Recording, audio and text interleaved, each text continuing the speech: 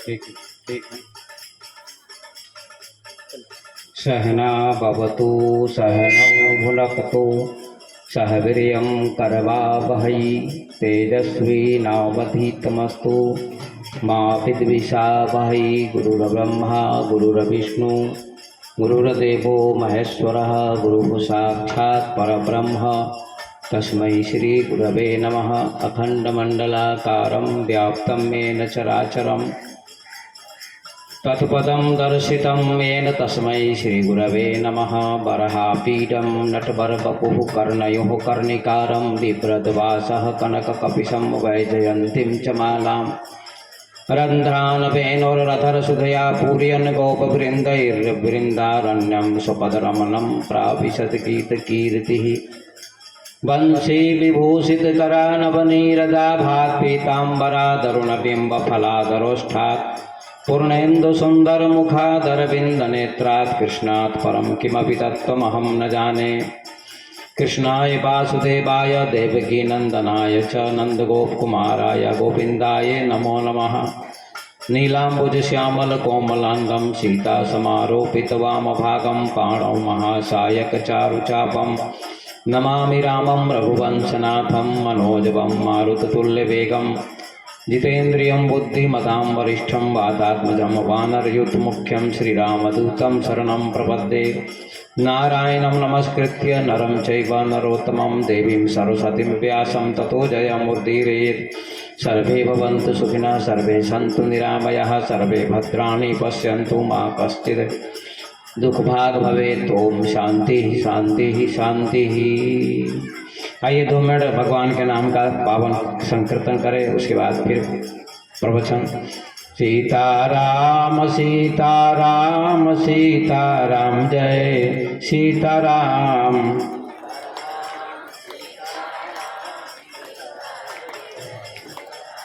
सीताराम सीताराम सीताराम जय सीताराम। सीताराम सीताराम सीताराम जय सीताराम। सीताराम सीताराम सीताराम जय सीताराम। सीताराम सीताराम सीताराम जय सीताराम। सीताराम सीताराम सीताराम जय सीताराम। सीताराम सीताराम सीताराम जय सीताराम।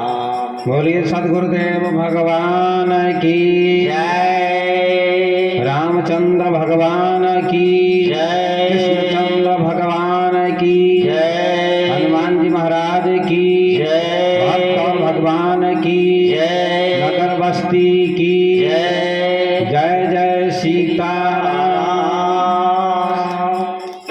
पांडाल में उपस्थित भगवत प्रेमी सज्जनों, धर्मानुरागी बंधुओं, भक्ति स्वरूपा माता बहनों एवं बच्चों, बड़े सौभाग्य की बात है कि 6 दिनों से आप सत्संग का रसास्वादन कर रहे हैं। आपकी आस्था, आपकी श्रद्धा, आपकी निष्ठा, आपकी भक्ति उत्तरोत्तर बढ़ती जा रही है। आज कथा का 7वां सत्र है, 7वां दिन है। कल आप लोगों को मैंने ज्ञान, कर्म और भक्ति के संबंध में बताया था कि परमात्मा को पाने के 3 मार्ग हैं, ज्ञान, कर्म और भक्ति, जिनमें मैंने अंत में भक्ति की व्याख्या की थी कि भक्ति क्या है। ज्ञान की भी जरूरत है, कर्म की भी जरूरत है, लेकिन भक्ति के बिना जीवन में रस नहीं आता है, आनंद नहीं आता है। समस्त संतों ने ज्ञान का भी महत्व दिया, कर्म का भी महत्व दिया और भक्ति की महिमा का बखान बहुत ज्यादा किया। हमारे शास्त्रों में उल्लेख है कि ज्ञान से मुक्ति मिलती है। रीते ज्ञानान मुक्ति, ज्ञान के बिना मुक्ति नहीं मिलती है। और तुलसी बाबा ने भी लिखा कि धर्म ते वृत्ति योग ते ज्ञाना ज्ञान मोक्ष पर वेद बखाना। धर्म से वैराग्य होता है और वैराग्य से ज्ञान होता है और ज्ञान से मुक्ति मिलती है, मोक्ष मिलता है। सबने यही कहा। फिर भक्ति की भी प्रशंसा की, ज्ञान भी हो, वैराग्य भी हो, कर्म भी हो और भाव अच्छा न हो आपका गुरु के प्रति, भगवान के प्रति, महापुरुष के प्रति, तो आपको परमात्मा की प्राप्ति में बहुत सारी समस्या आएगी। इसलिए भाव पवित्र होना जरूरी है। भक्ति का अर्थ होता है भाव, और भाव कहाँ होता है? दिल में होता है, हृदय में होता है। और ज्ञान कहाँ होता है? दिमाग में होता है, मस्तिष्क में होता है। इसलिए संतों ने, ज्ञानियों ने कहा कि पुरुष लोग दिमाग से जीते हैं। जितने भी पुरुष हैं मस्तिष्क प्रधान हैं, बुद्धि प्रधान है, लेकिन महिलाएं हृदय से जीती हैं। इसलिए महिलाओं में तर्क कम होता है, और तर्क कम होने से समर्पण होता है, और समर्पण जहां होगा वहां जल्दी परमात्मा की प्राप्ति हो सकती है। जैसे छोटा बच्चा तर्क नहीं जानता, उसको ज्ञान नहीं है, न बुद्धि है, लेकिन उसके पास हृदय है, दिल है, तो माँ बाप उसको अपनी गोद में बिठा लेते हैं। ऐसे आपके जीवन में अगर समर्पण हो तो परमात्मा गुरुदेव आपको अपने गोद में बिठा लेंगे। इसलिए तुलसीदास ने भी लिखा कि कभी कभी बच्चों को बोलना भी नहीं आता। जो बालक कहतो तरी बाता, सुनहि मुदित मन पितु और माता। बच्चों को बोलना भी नहीं आता। रोटी को लोटी बोलते हैं और रेलगाड़ी को लेलगाड़ी बोलते हैं। तुलसीदास जी उदाहरण देते हैं, जो बालक कहतो तरी बाता, सुनहि मुदित मन पितु और माता। माता पिता बड़े प्रेम से सुनते हैं, आनंदित मन से सुनते हैं बच्चे की तोतली वाणी को, क्योंकि बच्चे को बोलना ही नहीं आता। तोतली वाणी में बोलता है, निष्कपट है, इनोसेंट है, निर्दोष है। इसलिए आपको भी बच्चे की तरह निर्दोष होना पड़ेगा परमात्मा की गोद में जाने के लिए, गुरु की कृपा प्राप्त करने के लिए बच्चों जैसा होना पड़ेगा। ईसा मसीह ने कहा, ईसा मसीह कहते थे प्रभु का राज्य उसी का है, प्रभु के राज्य में वही जाएगा। कौन जाएगा? तो किसी ने प्रश्न किया कि कौन जाएगा प्रभु के राज्य में? प्रभु के राज्य में कौन प्रवेश करेगा?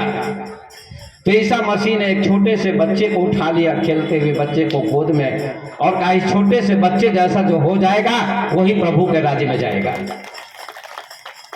यही बात कबीर साहब भी कहते हैं कि मन ऐसा निर्मल हुआ जैसा गंगा नीर, पीछे पीछे हरि फिरे कहत कबीर कबीर। छोटा बच्चा रोड पर चला जाता है, माँ दौड़ के जाती है उसको पकड़ने के लिए, कहीं ठोकर न लग जाए, कुछ न हो जाए, इसलिए बच्चे को बचाने के लिए जाती है रोड पर। लेकिन बड़ा बेटा आपका जाए रोड पर या गांव में कहीं, तो आप बचाने के लिए नहीं जाएंगे, क्योंकि आपको पता है कि बड़ा बेटा बुद्धिमान है, स्वयं लौट के चला आएगा, उसको रास्ता देखा हुआ है। लेकिन छोटा बच्चा कुछ नहीं जानता, बिल्कुल निर्दोष है, तो उसकी रक्षा के लिए मां को जाना पड़ता है। इसी प्रकार से परमात्मा को पाने के लिए भाव समर्पण की जरूरत है। समर्पण बहुत बड़ा सूत्र है आपके जीवन में। ज्ञान और कर्म भी हो और समर्पण न हो तो परमात्मा की प्राप्ति असंभव है। और यही बात सबरी में थी, समर्पण था।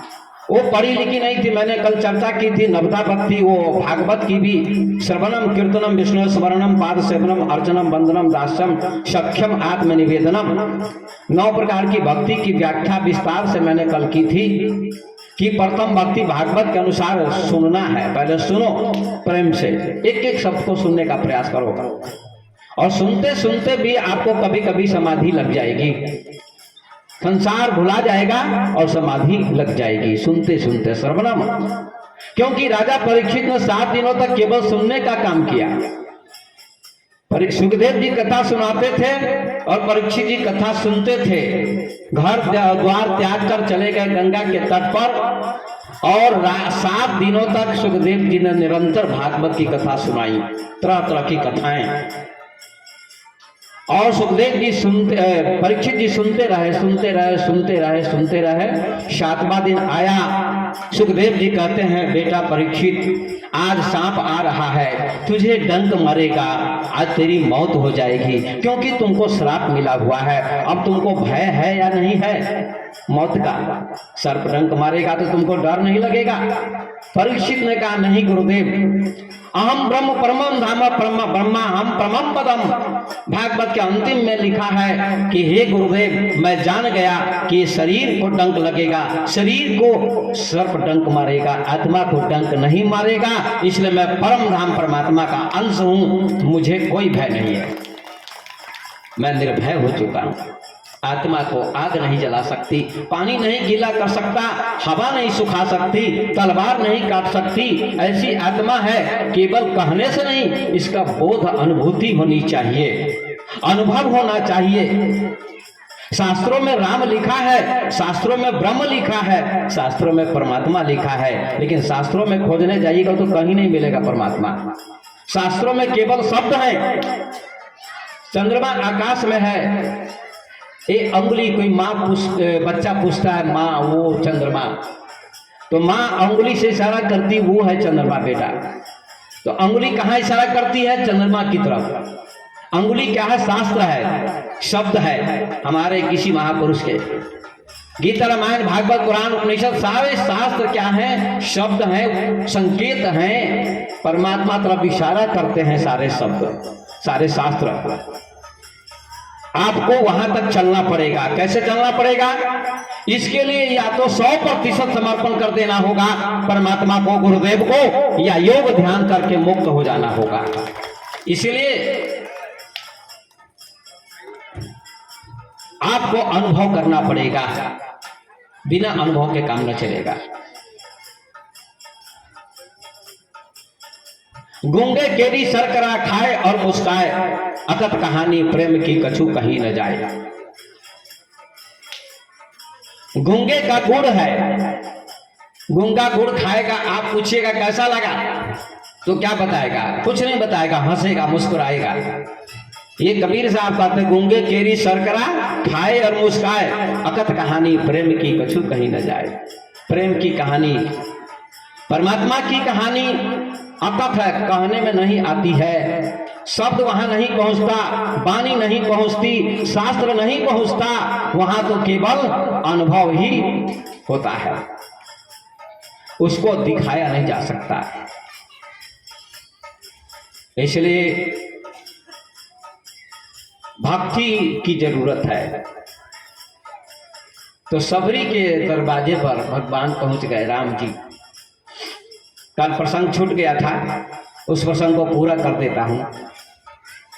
ऐसे तो आपने नवधा भक्ति सुनी होगी कई बार, और टेलीविजन में भी विद्वान लोग, कथाकार लोग सुनाते रहते हैं, लेकिन जो व्याख्या करनी चाहिए विद्वान को, वो व्याख्या नहीं करते हैं।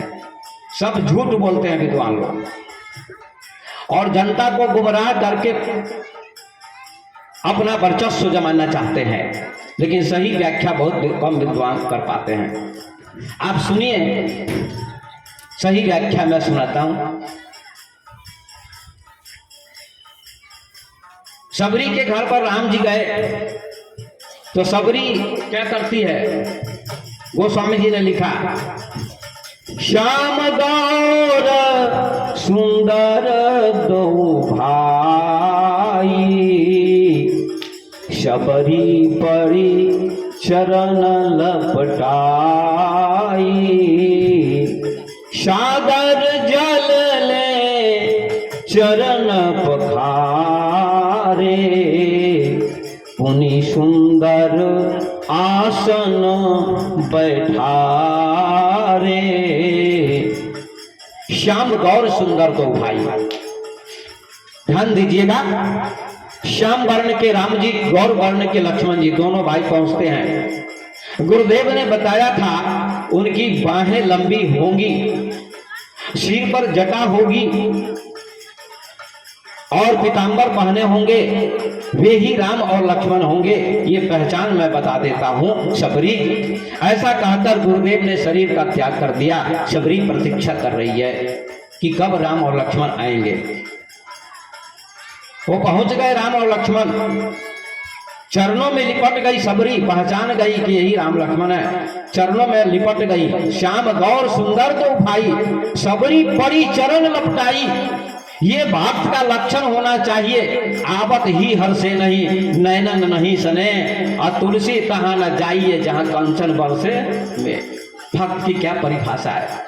जब आपके दरवाजे पर गुरुदेव महापुरुष पहुंचे तो दौड़ के जाइए, दौड़ के जाइए। आवत ही हर्ष नहीं, हर्ष होना चाहिए, प्रसन्नता, आनंद, मन में उद्रेक, मन में पागलपन, बेचैनी, छटपटाहट, गुरु के दर्शन के लिए, भगवान के दर्शन के लिए। आवत ही हर्षे नहीं, नैनन नहीं सने, आंखों में स्नेह होना चाहिए, प्रेम होना चाहिए। तुलसी तहां न जाइए जहां कंचन बरसे में, वहां मत जाओ जहां सोने की वर्षा हो, हृदय में प्रेम न हो, आंखों में आंसू न हो, वहां नहीं जाना चाहिए। शबरी चरणों में लिपट जाती है। देखिए कितना सुंदर भाव है, लिपट जाती है राम और लक्ष्मण के चरणों में। शबरी बड़ी चरण लपटाई और पैर को छोड़ती नहीं, चरण को छोड़ती नहीं है। कोई विद्वान कहते हैं कि शबरी ने इतने आंसू बहाए, इतनी रोई शबरी, इतना रोई कि रोते रोते राम और लक्ष्मण के चरण धो दिए। और राम जी कहते हैं शबरी बैठने के लिए नहीं कहोगी, शबरी बैठने के लिए नहीं कहोगी। तब शबरी का मन बाहर आया, क्योंकि राम जी ने शबरी का मन चुरा लिया था। इसलिए राम को, कृष्ण को चित्त चोर कहते हैं, चित्त को चुरा लेते हैं। भगवान और गुरुदेव दोनों भक्त के चित्त को, मन को चुरा लेते हैं, तो भक्त का मन संसार से हटके परमात्मा में बन जाता है। इसलिए भगवान को चित्त चोर कहते हैं। गोपियों के मन को भी चुरा लिया भगवान ने। राम जी कहते बैठने के लिए नहीं कहोगी शबरी। अब शबरी कहती प्रभु मेरे मन को तो आपने चुरा लिया था, मैं क्या कर सकती थी, आप चित्त चोर हैं। यही तो दिव्य भाव है भक्त का। ये भक्त की व्याख्या अभी चल रही है, ज्ञानी की व्याख्या नहीं है। ये भक्त कैसा होना चाहिए, उसका लक्षण कैसा होना चाहिए, भक्त की परिभाषा क्या है, ये बताते हैं तुलसीदास। तो शबरी कहती ठीक है प्रभु, अब आप बैठिए, चटाई है बैठिए। तो कुश की चटाई थी, उसको बिठा दिया। और संत महात्मा कहते हैं कि मीठे मीठे बेर लाई थी खिलाने के लिए, तो ही बेर देती है और बेर को खाती है। रामायण में जूठे बेर की चर्चा नहीं है, और ग्रंथों में कहीं व्याख्यान है। रामायण में इतना ही लिखा है कि फल आदि दिए खाने को भगवान को, और प्रेम सहित राम ने खाया। और ग्रंथों में कहीं कहीं लिख दिया कि जूठे बेर रखे थे उसने राम जी के लिए, लेकिन जूठे का भाव शबरी का नहीं था। उसका भाव पवित्र था कि जो बेर हमको खट्टा लगेगा मेरे राम जी को भी खट्टा लगेगा, इसलिए जो बेर खट्टा होता था उसको फेंक देती थी, और जो मीठा होता था उसको चुन चुन के इकट्ठा करके रखती थी कि ये बेर मेरे भगवान खाएंगे और मेरा जीवन कृत हो जाएगा। तो राम जी खाते हैं बेर को बड़े प्रेम से, कहते हैं लक्ष्मण जी नहीं खाए, फेंक दिया कि ये नीच जाति की है, इसका जूठ कैसे खाऊंगा। तो राम जी ने कहा इसका फल तो भोगना ही पड़ेगा तुमको। इसलिए कहते हैं कि वही संजीवनी बूटी बना और हनुमान जी लाए मूर्छा लगने के बाद, और वही उनको घोंट के पिलाया गया। भक्त का अपमान कभी नहीं करना चाहिए। जो अपमान भगत कर करई, राम रोष पावक सोई जरई। भक्त का अपमान कभी मत करो। तो शबरी बैठाती है, राम जी खाते हैं, लक्ष्मण बैठे हैं। अब शबरी कहती क्या है कि हे राम सुनिए, बहुत मार्मिक प्रसंग है ये समाज के लिए। शबरी क्या कहती है कि प्रभु राम मैं तो नीच जाति की हूं। तुलसीदास जी ने चौपाई में कहा है, केहि विद्या स्तुति करऊं तुम्हारी, अधम जाति मैं जड़मति भारी। अधमत अधम अधमति नारी, तीन मह मैं मति मंद अधारी। सबरी क्या कहती है, केहि विधि स्तुति करो तुम्हारी। कितना सुंदर वर्णन है कि मैं आपकी स्तुति कैसे करूं। देखिए, रामायण में स्तुति शब्द का प्रयोग है। हमारे पास दो शब्द हैं, स्तुति और प्रार्थना। हमारे माने शास्त्रों में विद्यालय में प्रार्थना होती है। विद्यार्थी सरस्वती माता से ज्ञान की मांग करते हैं, हे शारदा, हे सरस्वती, हमको ज्ञान दो, बुद्धि दो, ऐसी मांग करते हैं बच्चे। लेकिन शास्त्रों में प्रार्थना नहीं है। शास्त्रों में क्या है, स्तुति शब्द का प्रयोग किया गया है। स्तुति माने भगवान से कुछ भी नहीं मांगना, स्तुति शब्द का प्रयोग है। ध्यान दीजिए, कहीं भी स्तुति करो तुम्हारी। मंदिर में स्तुति करते हैं पुजारी लोग, भगवान की आरती करते हैं तो क्या करते हैं कि भय प्रगट कृपाला दीन दयाला कौशल्या हितकारी, हर्षित महतारी मुनिमन हारी, अद्भुत रूप निहारी। आप प्रकट हुए हैं, भय प्रगट कृपाला, आप कृपालु हैं, दीन दयाला, कौशल्या हितकारी, कौशल्या के हित करने के लिए आपका जन्म हुआ है, प्रकट हुए हैं आप। इसमें किसी चीज की मांग नहीं की गई है। कौशल्या कुछ मांगती नहीं है कि धन दो, संपत्ति दो। यही बात सबरी कहती है कि मैं आपसे कुछ नहीं मांगना चाहती हूं, मुझे कुछ नहीं चाहिए। स्तुति का अर्थ भगवान ने आपको बहुत कुछ दिया है, सब कुछ दिया, बहुत कुछ नहीं, सब कुछ दिया है। क्या क्या दिया है? आप मंदिर में मांगने जाते हैं भगवान से, ये बहुत गड़बड़ बात है। कुछ मत मांगो, सबरी कुछ नहीं मांगती है। स्तुति का अर्थ होता है भगवान का गुणानुवाद करना, भगवान की प्रशंसा करना। तूने जीवन दिया, तूने श्वास दी, तुमने हाथ दिए, तुमने प्राण दिए, तुमने आंखें दी, तुमने पैर दिए चलने के लिए, हाथ दिए काम करने के लिए, मुंह दिया बोलने के लिए, पूरा जीवन दिया। सूरज का प्रकाश देते हो, हवा देते हो, जल देते हो, क्या नहीं दिया परमात्मा? सब कुछ दिया है, मुझे कुछ मांगने की जरूरत नहीं है। ये क्या है? स्तुति है। मेरे गुरुवर तूने बहुत कुछ दिया है, तेरा शुक्रिया, तेरा शुक्रिया। प्रभु ने बहुत कुछ दिया, फिर आप मांगते क्यों हैं? लोग मांगते हैं। देखिए, कहानी सुनाता हूं, एक कहानी सुनाता हूं। एक संत कहीं किसी के दरवाजे पर गए, एक ज्ञानी संत, या किसी गांव में गए। उस गांव में एक आदमी था जो बहुत गरीब था, झोपड़ी थी उसके पास, मकान बड़ा नहीं था, बड़ी गरीबी थी। वो भगवान को कोसता था,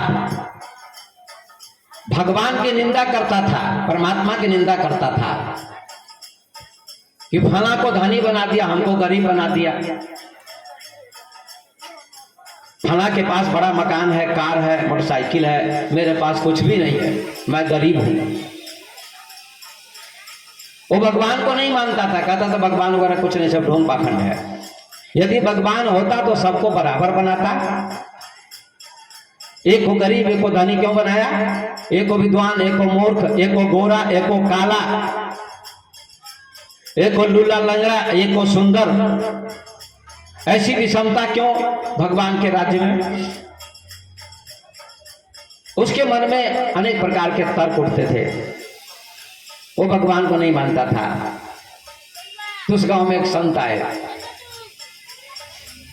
लोगों ने कहा ये आदमी बड़ा नास्तिक है, भगवान को नहीं मानता है, भगवान की निंदा करता है, आप समझाइए महात्मा जी। तो उस आदमी के पास महात्मा जी गए और महात्मा जी कहते हैं क्यों भाई तुम गरीब हो? कहा जी गरीब हूं मैं। क्या तुम भगवान को नहीं मानते हो? कहा नहीं मानता हूं। अगर भगवान होता, परमात्मा होता, ईश्वर होता तो कोई धनी क्यों, कोई गरीब क्यों, कोई विद्वान क्यों, कोई मूर्ख क्यों, कोई सुंदर, कोई कुरूप, ये विषमता दुनिया में क्यों है?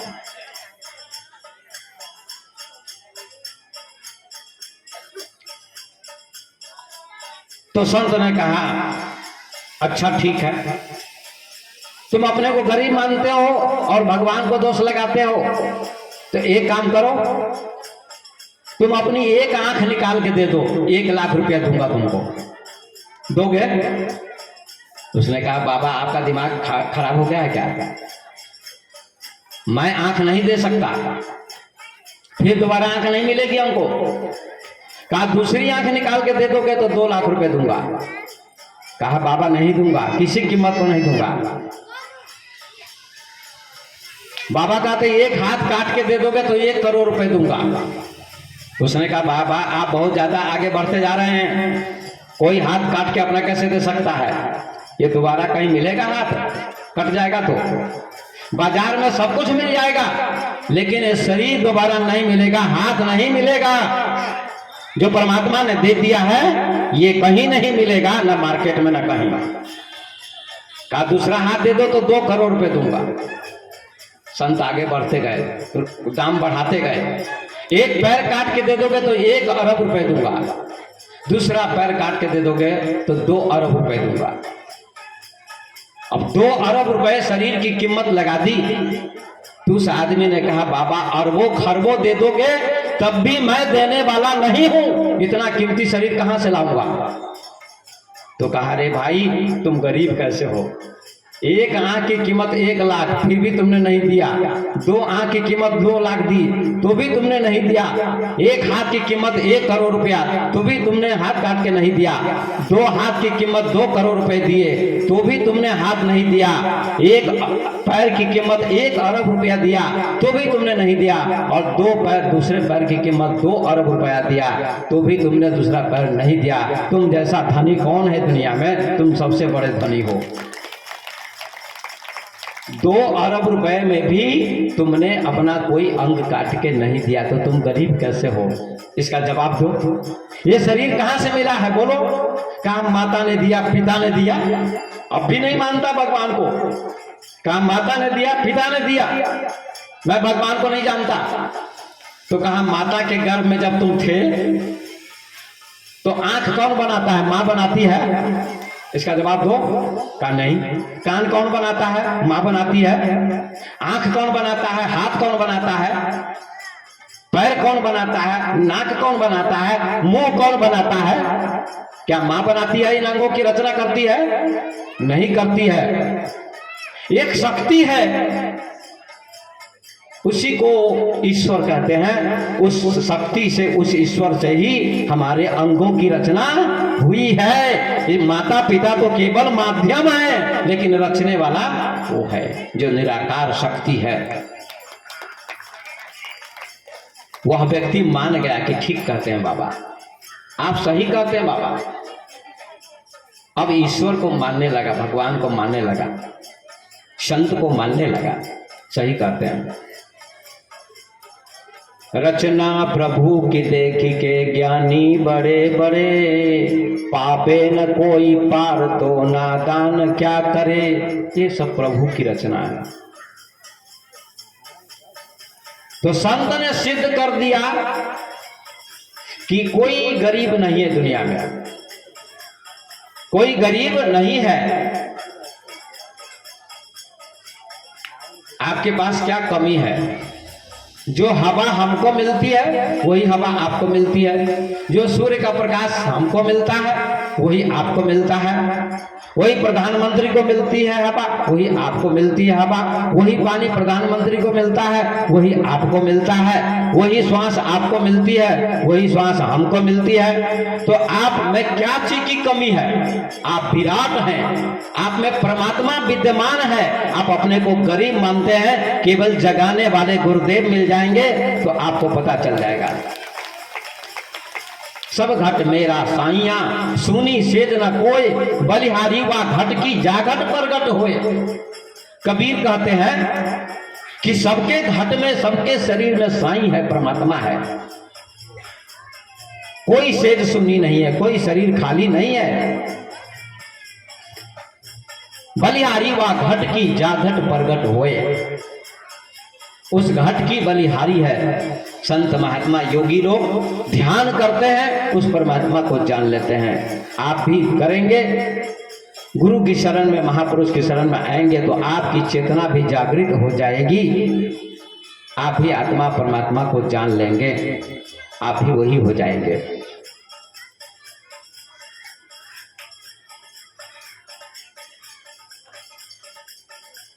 आप भी वही हो जाएंगे।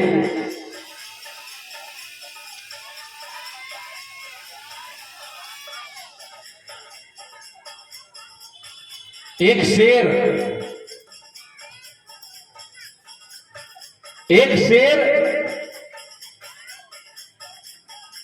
का बच्चा भेड़ों के बीच में पल रहा था। भेड़ होती है ना, भेड़। बोलिए हनुमान जी महाराज की जय। हरिओम। जोर से बोले, बोलिए सदगुरुदेव भगवान की जय। तो बंधुओं, इस प्रसंग से प्रसन्नचित होकर हमारे गुरु बहना जो राजबाड़ा आई हुई हैं, इन्होंने 101 रुपये गुरुदेव भगवान के श्री चरणों में अर्पित की हैं। जरा इनके नाम से जोरदार ताली स्वागत करेंगे, जोरदार तालियां। धन्यवाद। एक शेर का बच्चा भेड़ों के बीच में चरता था। गड़ेरिया ने उसको पकड़ लिया। पहाड़ के नजदीक में गड़ेरिया जाता था भेड़ों को चराने, भेड़ बकरियों को। भेड़ होती, उसका कंबल बनता है, उसका ऊन होता है, उससे कंबल बनता है। तो गड़ेरिया होता है जो भेड़ों को चराता है, गड़ेरिया जाति होती है। वो भेड़ों को चराने जाता था तो पहाड़ के निकट एक शेरनी का बच्चा, सिंहनी का बच्चा पड़ा था। उसको गड़ेरिया ने उठा लिया और भेड़ों के बीच में उसको रखने लगा, पालने लगा। धीरे धीरे धीरे वो शेर का बच्चा धीरे धीरे बड़ा होने लगा। तो रोज रोज चराने ले जाता था। कौन? गड़ेरिया, पहाड़ के नजदीक में। तो भेड़ों के बीच में वो शेर का बच्चा था, वो भी अपने को भेड़ मानने लगा कि मैं भी भेड़ ही हूं, मैं भी बकरी ही हूं। अपने को भूल गया कि मैं शेर का बच्चा हूं। तो चरने लगा, सब दिन जाता था, भेड़ों के साथ में चरता था, आता था, जाता था। एक दिन गड़ेरिया चराने के लिए भेड़ बकरियों को ले गया एक नदी के निकट, नदी के समीप में। एक बड़ा शेर निकला जंगल में से, बड़ा शेर जंगल का राजा होता है। बड़ा शेर निकला तो उस शेर ने देख लिया भेड़ों के बीच में एक शेर का बच्चा है, मेरी जाति का है, और ये भेड़ों के बीच में घूम रहा है, चल रहा है, तो बड़ा न्याय है। तो गड़ेरिया दूर था और भेड़ सब चल रही थी, बकरियां चल रही थी। शेर आया, बड़ा शेर छोटे शेर के पास, और उसके कान में कहता है कि भाई तुम भी वही हो जो मैं हूं, तुम भेड़ नहीं हो, तुम शेर हो। तो छोटा शेर क्या कहता है? भागो भागो यहां से, मैं भेड़ हूं, शेर नहीं हूं। मेरा स्वामी चरा रहा है, वहां खड़ा है, और ये मेरे साथी हैं, सब भेड़ बकरी सब मेरे साथी हैं, इनके साथ मैं चरता हूं। तुम भागो यहां से, चले जाओ, मैं शेर नहीं हूं, भेड़ हूं। अब अपने को भेड़ मानता है, शेर नहीं मानता है, संगति के प्रभाव से। तो बड़ा शेर कहता है ऐसे नहीं मानेगा, ये अपने को भेड़ मानता है, शेर नहीं मानता है। तो बड़ा शेर कहता है भाई मेरे साथ चलो नदी के तट पर। तो बड़ा शेर छोटे शेर को कहां ले जाता है? नदी के तट पर, नदी के तट पर ले जाता है और कहता है नदी में चलो झांको।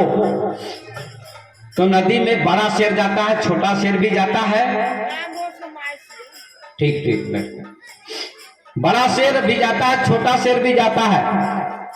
तो बड़ा शेर कहता है छोटे शेर को कि तुम पानी में झांको, नदी में देखो जो मैं जैसा हूं वैसा तुम हो कि नहीं, जैसा मेरा रूप है वैसा तेरा है या नहीं, जैसी मेरी आकृति वैसी तेरी है कि नहीं, जैसा शरीर मेरा वैसा तेरा है या नहीं, तू झांक और देख। तो बड़े शेर ने झांका तो छोटे शेर ने भी झांका। तो कहा वो सचमुच आप जैसे वैसे अब मैं भी हूं, जैसे आप हैं वैसा मैं भी हूं। तो बड़े शेर ने कहा अब समझ में आ गया ना कि तू भी शेर है, भेड़ नहीं है, बकरी नहीं है। कहा हाँ समझ में आ गया। तो अब मैं गरजता हूं, तुम भी गरजो। तो बड़े शेर ने गर्जना की, इतने जोर से गर्जना की तो छोटा शेर भी गरजने लगा और समझ गया कि मैं शेर हूं, भेड़ बकरी नहीं हूं। और जब गरजने लगा तो भेड़ बकरिया गररिया सब भाग गए गांव में। कहा रे तो शेर को हम पाल रहे थे, खतरा हो जाता, खा जाता हम सबको। गररिया भी भाग गया, बकरियां भी भाग गई, भेड़ भी भाग गई और छोटा शेर चला गया बड़े शेर के पास और जंगल में रहने लगा। ये छोटा शेर कौन है? आप लोग छोटे शेर हैं और महापुरुष बड़े शेर हैं जो आपको जगाने आते हैं। बस इतना ही अंतर है। आप भी शेर हैं, मैं भी शेर हूं। शेर का बेटा तो शेरे होता है ना, कुत्ता नहीं होता है। आप परमात्मा की संतान हैं। उपनिषद कहता है अमृतस्य पुत्रः, आप अमृत के पुत्र हैं, आप परमात्मा हैं। आपके अंदर परमात्मा विराजमान है। आप कमजोर मत समझो अपने को, इसलिए गिड़गिड़ाओ मत।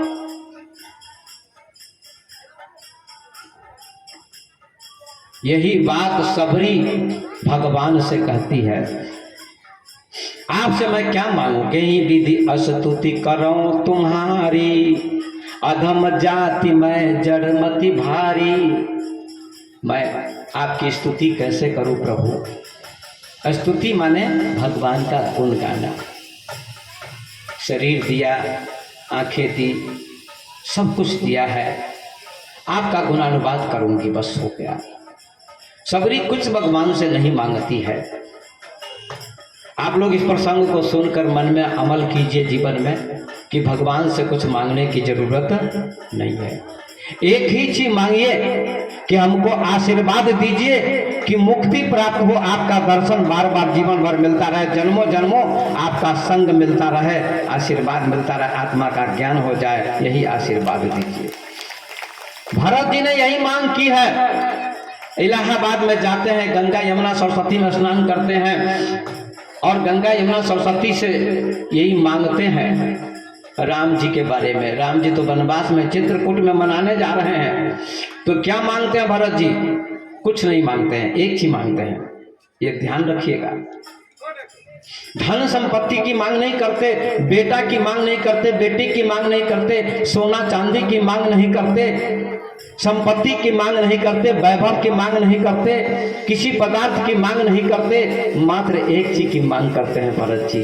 क्या करते हैं? कहते हैं कि अर्थ न धर्म न काम रुचि, गति न चाहो निर्वाण, जन्म जन्म रति राम पदा, यह वरदान न आन सियावर रामचंद्र की। प्रेम से बोलिए, बोलिए हनुमान जी महाराज की। प्रेम से बोलिए, बोले हनुमान जी महाराज की जय, संत भगवान की जय। आज जयकारा लगा लीजिए, कल से शायद न लगाना पड़े, कल समापन है, सम्मेलन है, कल समापन हो जाएगा। तो भरत जी क्या कहते हैं? चार चीज में से मुझे कुछ नहीं चाहिए। चार पुरुषार्थ होते हैं हमारे शास्त्र में, धर्म अर्थ काम मोक्ष। न मुझको धर्म चाहिए, न काम चाहिए, न अर्थ चाहिए, न मोक्ष चाहिए, कुछ नहीं चाहिए। जन्म जन्म रति राम पदा, कितना सुंदर भाव है। जन्मों जन्मों तक राम के चरणों में मेरी रति हो। रति माने प्रेम। दो प्रकार की रति होती है, एक रति पत्नी की, एक रति भगवान की। एक रति संसार की, एक प्रेम संसार का, एक प्रेम परमात्मा का। प्रेम दोनों है, लेकिन ये छोटा प्रेम और बड़ा प्रेम है। छोटे प्रेम से बड़े प्रेम की यात्रा करो। हमारे देश में ओशो भगवान हुए हैं, उन्होंने बार बार कहा है कि छोटे प्रेम से बड़े प्रेम की यात्रा करो।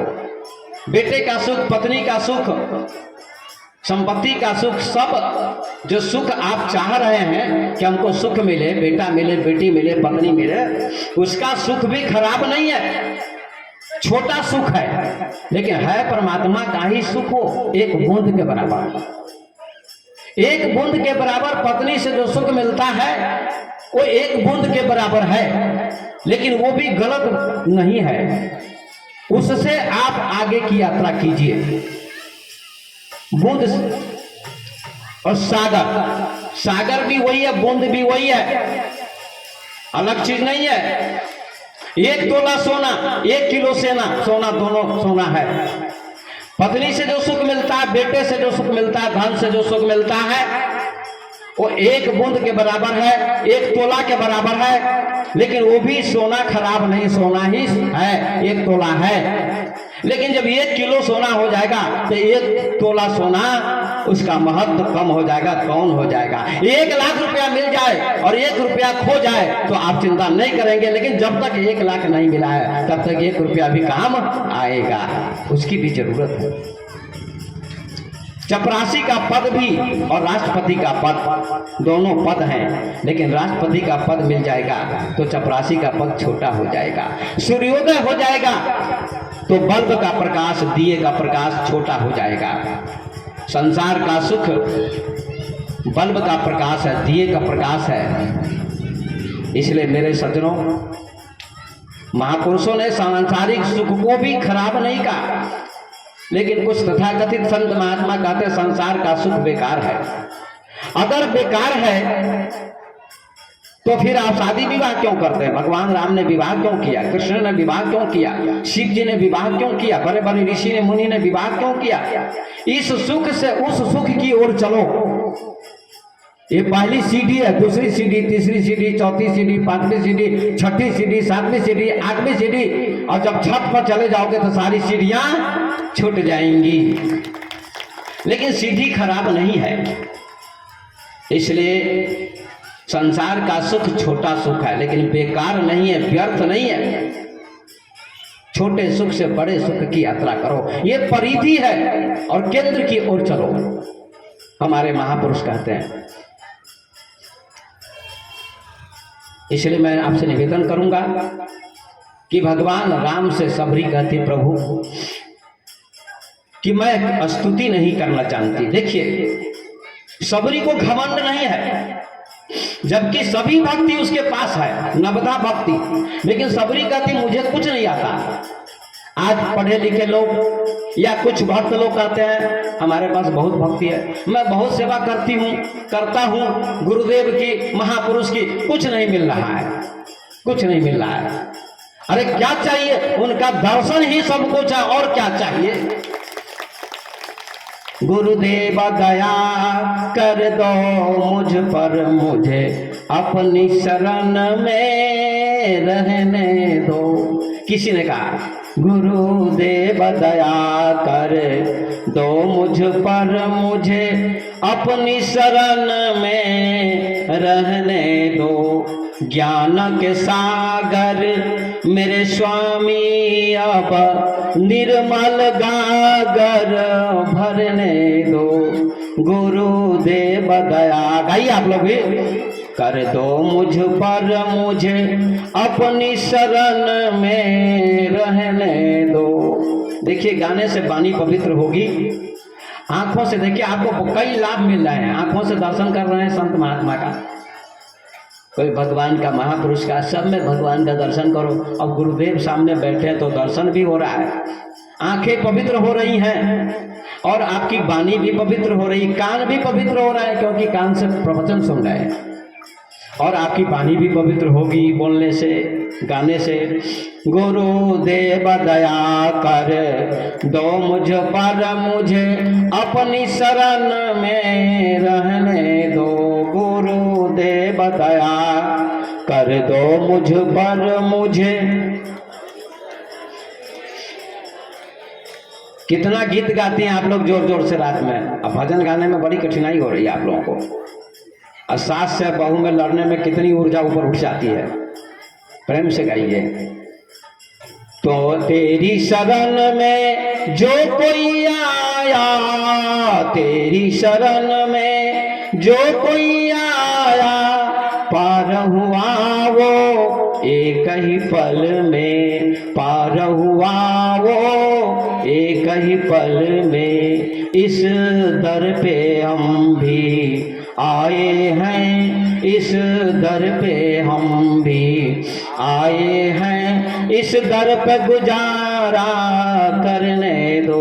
गुरुदेव दया कर दो मुझ पर, मुझे अपनी शरण में रहने दो। ज्ञान के सागर मेरे स्वामी अब निर्मल गागर भरने दो। ज्ञान के स्वामी, ज्ञान के सागर मेरे स्वामी अब निर्मल गागर भरने दो। क्या कहता है भक्त? आप ज्ञान के सागर हैं और गागर मेरा शरीर है। इस गागर में आपकी कृपा रूपी आपका ज्ञान जो है इसमें समा जाए, यही मैं चाहता हूं। यही चाहिए आपको और कुछ नहीं चाहिए। शरीर रूपी गागर में ज्ञान रूपी पानी आपको मिल जाए तो आपका उद्धार बेड़ा पार हो जाएगा। अब क्या चाहिए? ज्ञान के सागर मेरे स्वामी अब निर्मल गागर भरने दो। तेरी शरण में जो कोई आया, पार हुआ वो एक ही पल में। इस दर पे हम भी आए हैं, इस दर पे गुजारा करने दो। क्या सुंदर भाव है। चाहे डुबा दो, चाहे तैरा दो, चाहे डुबा दो। गाइए सभी लोग, माता बहन। चाहे डुबा दो, चाहे तैरा दो, मर भी गए तो देंगे दुआएं, मर भी गए तो देंगे दुआएं। ये नैन मेरे और ज्योति तेरी, ये नैन मेरे और ज्योति तेरी, इन नैनों को भी बहने दो। गुरुदेव मेरे, गुरुदेव दया कर दो मुझ पर, मुझे अपनी शरण में रहने दो। ज्ञान के सागर मेरे स्वामी अब निर्मल गागर भरने दो। ये नैन मेरे और ज्योति तेरी, इन नैनों को भी पहने दो। कभी गुरुदेव के लिए आंसू बहाओ, अपने आप बहे, जबरदस्ती मत बहाइए। कभी कभी अपने आप आंसू बहने लगे भगवान की याद में, गुरुदेव की याद में, तो सारा पाप आपका धुल जाएगा, मन पवित्र हो जाएगा, कृपा बरसेगी। जितना हंसने में आनंद नहीं आता है उतना रोने में आनंद आएगा। प्रयोग करके देखो। जिस दिन आप रोते हैं किसी चीज के लिए तो आपका हृदय बहुत हल्का हो जाता है। भगवान के लिए भी रोना चाहिए, गुरुदेव के लिए भी रोना चाहिए। तुलसी बाबा कहते हैं, मामा गुण गावत पुलक शरीरा, गद गद गिरा नयन बहनीरा। मेरे गुणों का गुणानुवाद करते हुए जो मेरे भक्त आंखों से आंसू बहाते हैं, प्रेम के आंसू बहाते हैं। ममगुण गावत पुलक शरीरा, शरीर पुलकित हो जाता है। गदगद गिरा, वाणी प्रसन्न हो जाती, गदगद हो जाती है। नयन बहनीरा, और आंखों से आंसू बहते हैं। उसी भक्त को भगवान का दर्शन होता है और किसी को नहीं। सबरी कहती, प्रभु कही विधि स्तुति करऊं तुम्हारी, अधम जाति मैं जरमति भारी। मैं आपकी स्तुति कैसे करूं? स्तुति शब्द बड़ा प्यारा शब्द है। पूरी रामायण पढ़ जाइए, रामचरितमानस पढ़ जाइए, उसमें केवल स्तुति शब्द का प्रयोग है, प्रार्थना नहीं लिखी हुई है। प्रार्थना माने मांगना, धन संपत्ति। स्तुति माने भगवान का गुणानुवाद करना। हे भगवान, आप कृपालु हैं, आप दयालु हैं, आपने जीवन दिया, आपने तन दिया, आपने मन दिया, आपने श्वास दी, आपने सब कुछ दिया, आपने सृष्टि दी, सूरज दिया, चांद दिया, पेड़ पौधे दिए, फल दिए, ऑक्सीजन देते हो, सारी चीजें तुम देते हो। अब क्या चाहिए हमको? बहुत कुछ दिया है।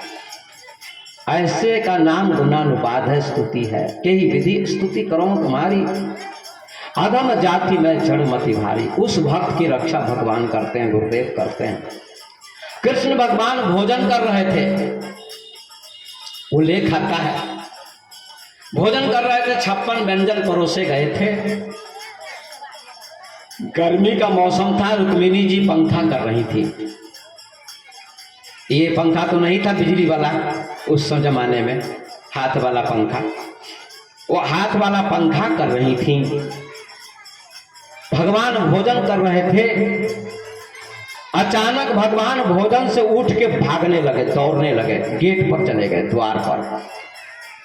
रुक्मिणी जी ने कहा, प्रभु आप इतना सुंदर भोजन बना है, इसको छोड़ के भाग रहे हैं, क्या हो गया आपको, क्यों भाग रहे हैं? कहा आके बताऊंगा। क्यों भागे? द्वार पर जाते हैं तो भगवान कृष्ण के एक भक्त को एक दुष्ट आदमी पत्थर से मार रहा था। लहू लुहान भगवान का भक्त हो गया था। भगवान उसी को बचाने के लिए दौड़े कि मेरा भक्त लहू लुहान हो रहा है और ये दुष्ट आदमी मार रहा है मेरे भक्त को। भक्त क्या करते हैं? भगवान भक्तों की रक्षा करते हैं। जब भगवान जाते हैं द्वार पर उसकी रक्षा करने, तो भगवान के भक्त ने भी पत्थर उठा लिया उसको मारने के लिए, जो मार रहा था उसको मारने के लिए। भगवान लौट के चले गए, फिर भोजन करने लगे। रुक्मिणी जी ने कहा, प्रभु आप लौट क्यों गए? तो कहा, जिसकी रक्षा करने के लिए गया था उसने अपनी रक्षा स्वयं कर ली, तो इसलिए मैं लौट के चला आया।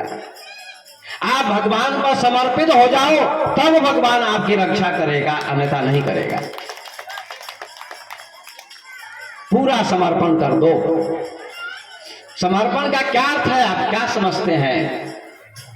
जल में मछली होती है, मछली अपने को समर्पित कर देती है जल के लिए, उसके बिना एक क्षण भी नहीं जी सकती है, उसका नाम समर्पण है। बच्चा माँ के लिए समर्पित हो जाता है, इसका नाम समर्पण है। ऐसे गुरु के बिना भी, भगवान के बिना, गुरुदेव के बिना जो एक क्षण न जी सके, उसका नाम समर्पित भक्त है। ऐसा समर्पण हो। तो सबरी कहते, प्रभु मैं आपकी स्तुति कैसे करूं? अधम जाति मैं जड़मति भारी, मैं नीच जाति की हूं, मेरी बुद्धि जड़ है। तो राम जी कितना सुंदर उत्तर देते हैं, जरा सुनिएगा। राम जी उत्तर देते हैं, भगवान उत्तर देते हैं, सबरी कहा, रघुपति सुनु भामनी बाता, मानहु एक भांति करनाता, जाति पाति कुल धर्म बड़ाई, धन बल परिजन गुण चतुराई, भक्तिहीन नार सोहहि कैसे, बिनु जल बारिद देखिए तैसे। देखिए क्या उत्तर देते हैं राम जी। सबरी कहती, मैं नीच जाति की हूं, अधम हूं, भीलिनी थी। तो राम जी कहते, नहीं ऐसी बात नहीं है। अब देखिए, जाति पाति को लोग मानते हैं, जाति पाति को लोग मानते हैं, कोई ऊंच जाति कोई नीच जाति का व्यक्ति, ऐसा लोग मानते हैं। जाति कोई ऊंच नहीं होती है और न कोई नीच होती है। कर्म ऊंचा नीचा होता है। अगर जाति ऊंची होती तो बाबा तुलसीदास ने न ही लिखा होता कि कर्म प्रधान विश्व करि राखा, अजो जस करहि सो तस फल चाखा। कर्म की प्रधानता है, कर्म प्रधान विश्व करी राखा, जो जस करे सो तस फल चखा। जो जैसा करेगा वैसा पाएगा। कर्म की प्रधानता, कर्म महान होता है, जाति महान नहीं होती है। जात न पूछिए साधु की, पूछ लीजिए ज्ञान, मोल करो तलवार का, पड़ा रहने दो म्यान। साधु की जाति कभी नहीं पूछनी चाहिए, लेकिन लोग पूछते रहते हैं, बहुत से लोग पूछते हैं, पता लगाते रहते बाबा की जन्मभूमि कहाँ है, बाबा किस जाति के हैं, किस कुल के हैं, किस दूध के बालक हैं, ये भी पूछते हैं लोग, किस दूध के बालक। एक जगह मुझसे पूछ दिया, मैं भागवत कथा कर रहा था, एक आदमी आया, कहता है बाबा आप किस दूध के बालक हैं। मतलब उनके पूछने का मतलब था किस जाति के हैं आप। तो मैंने कहा माँ के दूध का मैं बालक हूँ, मैंने माँ का दूध पिया है और उसी का मैं बालक हूँ। बोलती बंद हो गई, चुप हो गया, सीधे चलता ही रह गया, भागता रह गया। कहा आपने ऐसा उत्तर दिया कि मेरा मुंह बंद हो गया। अरे सभी माँ के दूध के बालक हैं, क्या जाति पूछते हो। बड़ा आश्चर्य है समाज में।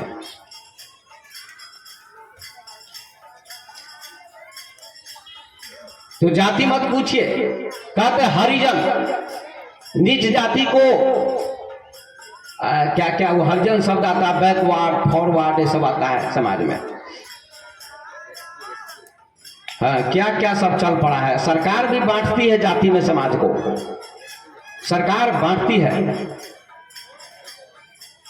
उनको वोट लेना है। हनुमान जी को आप क्या कहते हैं? हनुमान जी हरिजन थे, और हरिजन किसको कहते हैं? नीच जाति को लोग समाज में कहते हैं, लेकिन हनुमान जी को हरिजन कहा गया है। हनुमान जी हरिजन थे। हनुमान जी का दर्शन किया माता जानकी का हनुमान जी ने, तो जानकी जी ने क्या कहा सुंदरकांड में? हरिजन जानी प्रीति अति बाढ़ी, सजल नयन फूल का बलि ठाढ़ी। हनुमान जी हरिजन थे। हरिजन माने, हरि माने भगवान, हरि माने भगवान, और भगवान का जो भक्त है उसी का नाम असली में हरिजन है। ऊंची जाति का व्यक्ति मांस खाता है, शराब पीता है, चोरी करता है, गलत काम करता है, तो उससे क्या फायदा होगा? क्या उसका सम्मान होगा समाज में? अंबेडकर हमारे देश का विद्वान था, जिसने संविधान का निर्माण किया, और बहुत नीच जाति का था, महावर जाति का था, डोम जाति का, भंगी जाति का, लेकिन ब्राह्मणों ने उसका बड़ा तिरस्कार किया। ये भंगी स्कूल में जब पढ़ते थे अंबेडकर, तो उसको पाइप पर पानी नहीं पीने दिया जाता था। आज भी समाज में ब्राह्मण बात चल रहा है, ऊंची जाति नीची जाति का भेदभाव चलता है। अंबेडकर का बड़ा अपमान हुआ, जिसने संविधान का निर्माण किया। बहुत बड़ा विद्वान था। गुण की पूजा होती है कि जाति की पूजा होती है? गुण की पूजा होती है, जाति की पूजा नहीं होती है। रविदास चमार थे, लेकिन उसको गुरु किसने बनाया? मीराबाई ने। और मीराबाई कौन थी? किसकी लड़की? राजपूत की लड़की। वो कहां देखने गई कि चमार जाति का गुरु है? नहीं, रविदास के पास ज्ञान था, भक्ति थी, योग था और ज्ञानी थे, इसलिए मीराबाई ने उसको गुरु स्वीकार किया और मीराबाई का जीवन सफल हो गया। इसलिए जाति का महत्व नहीं है भगवान के दरबार में। सबरी को राम जी कहते हैं कि कहा रघुपति सुनो भामनी बाता, मानो एक भक्ति कर नाता। हमारा और तुम्हारा केवल भक्ति का नाता है, सबरी जाति का नाता नहीं है। भक्त और भगवान का नाता केवल भक्ति का, जाति का नहीं है। भामनी कहते हैं सबरी को, ध्यान दीजिए माता बहन, सबरी को भामनी कहते हैं राम जी। भामनी किस नारी को कहते हैं? भामनी कौन नारी है? कह रघुपति सुनो भामनी बाता, मानो एक भगति कर नाता। भामनी कौन नारी है? जो भक्त है, जो भक्त है, चाहे वो किसी जाति की हो, जो मांस नहीं खाती है, मछली नहीं खाती है, लड़ती नहीं है, झगड़ती नहीं है, स्वभाव उसका अच्छा है, परम भक्त है,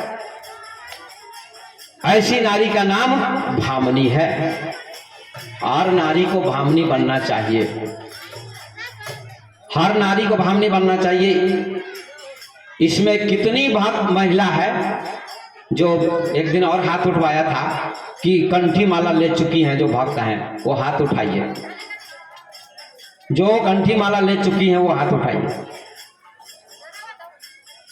बहुत है, उधर से हाथ कम उठा। तो सुनने से क्या फायदा? आप यहां सुनने क्यों आए हैं, इसका जवाब दीजिए। विद्यार्थी परीक्षा क्यों देता है, पढ़ता क्यों है? परीक्षा देने के लिए। और परीक्षा में पास हो गया तो उसको माना जाएगा कि ठीक से पढ़ा, पास होना जरूरी। आप फेल हो गया तो कोई फायदा नहीं। अगर आप यहां आए हैं पास होने के लिए, सफल होने के लिए, नहीं तो एक मैं कहानी सुनाता रहता हूँ। स्कूल के एक मास्टर थे, पढ़ा रहे थे स्कूल में। एक इंस्पेक्टर आए जांच करने वाले, कभी चेकिंग करने वाले आ जाते हैं। तो क्लास में प्रवेश कर गए कक्षा में, और शिक्षक पढ़ा रहे थे कि शिव जी का धनुष किसने तोड़ा, धनुर्भंग की कहानी। रात आपने रामलीला में भी सुना कि शिव जी का धनुष राम जी ने तोड़ा, और परशुराम जी आए, कितना विवाद हुआ बस लक्ष्मण जी से। तो राम जी ने उनको शांत कर दिया अंत में कि धनुष तोड़ने वाला कोई आपका दास होगा, नाथ शंभु धनुबंज निहारा, कोई है कोई एक दास तुम्हारा, आपका कोई दास होगा। अंत में परशुराम जी शांत हो गए। इंस्पेक्टर आए कक्षा में, क्लास में शिक्षक पढ़ा रहे थे कि शिव जी का धनुष किसने तोड़ा। तो इंस्पेक्टर ने आकर खड़ा किया एक विद्यार्थी को, ए विद्यार्थी खड़ा हो जाओ, शिव जी का धनुष किसने तोड़ा। वो विद्यार्थी बड़ा बदमाश था, कुछ भी टूटता था स्कूल में तो उसी का नाम बदनाम होता था। 15 दिनों से स्कूल में नहीं आता था वो। उसने खड़े होकर कहा, सर मैंने शिव का धनुष मैंने नहीं तोड़ा, शिव का धनुष मैंने नहीं तोड़ा। इंस्पेक्टर ने कहा, एक पागल विद्यार्थी है, मैं पूछ रहा हूं शिव जी का धनुष किसने तोड़ा। उसने कहा मैंने नहीं तोड़ा, क्योंकि जो भी चीज टूटती है यहाँ, बेंच कुर्सी टेबल खिड़की आदि कुछ भी तोड़ फोड़ होती है तो मेरा नाम पहले आता है, इसलिए मैं पहले बता देता हूं कि मैंने नहीं तोड़ा। तो मास्टर ने, इंस्पेक्टर कहते हैं मास्टर से, शिक्षक से, कि इन्हीं से पूछता हूं इनको आता है कि नहीं आता है, शिक्षक से। अब शिक्षक को भी नहीं आता था, घूस देकर पढ़े थे और पढ़ाते थे। इंस्पेक्टर शिक्षक से पूछते हैं, आप बताइए कि शिव जी का धनुष किसने तोड़ा। तो उस मास्टर ने कहा, इसी विद्यार्थी ने तोड़ा होगा, इसी बदमाश ने तोड़ा होगा, मुझे क्या पता। उनको भी नहीं आता था। ऐसी शिक्षिका है, शिक्षा मित्र में अभी भी पढ़ाती हैं जिनको पढ़ाना नहीं आता है। ऐसे लोग हैं जिनको पढ़ाना नहीं आता अभी भी। तो वो क्या करें, इंस्पेक्टर गए हेड मास्टर के पास ऑफिस में। हेड मास्टर ने कहा, आइए आइए आपका स्वागत है। प्रधानाध्यापक ने कहा स्वागत तो है, लेकिन एक बात बताइए कि विद्यार्थी से पूछा शिव जी का धनुष किसने तोड़ा, तो उसने कहा मैंने नहीं तोड़ा। और आपके क्लास टीचर से पूछा किसने तोड़ा, आप बताइए, तो कहा इसी ने तोड़ा। अब आप बताइए किसने तोड़ा, तो उनको भी नहीं आता था। उन्होंने कहा किसी ने तोड़ा हो मैं जोड़वा दूंगा मिस्त्री को बुलवा कर, चिंता मत कीजिए।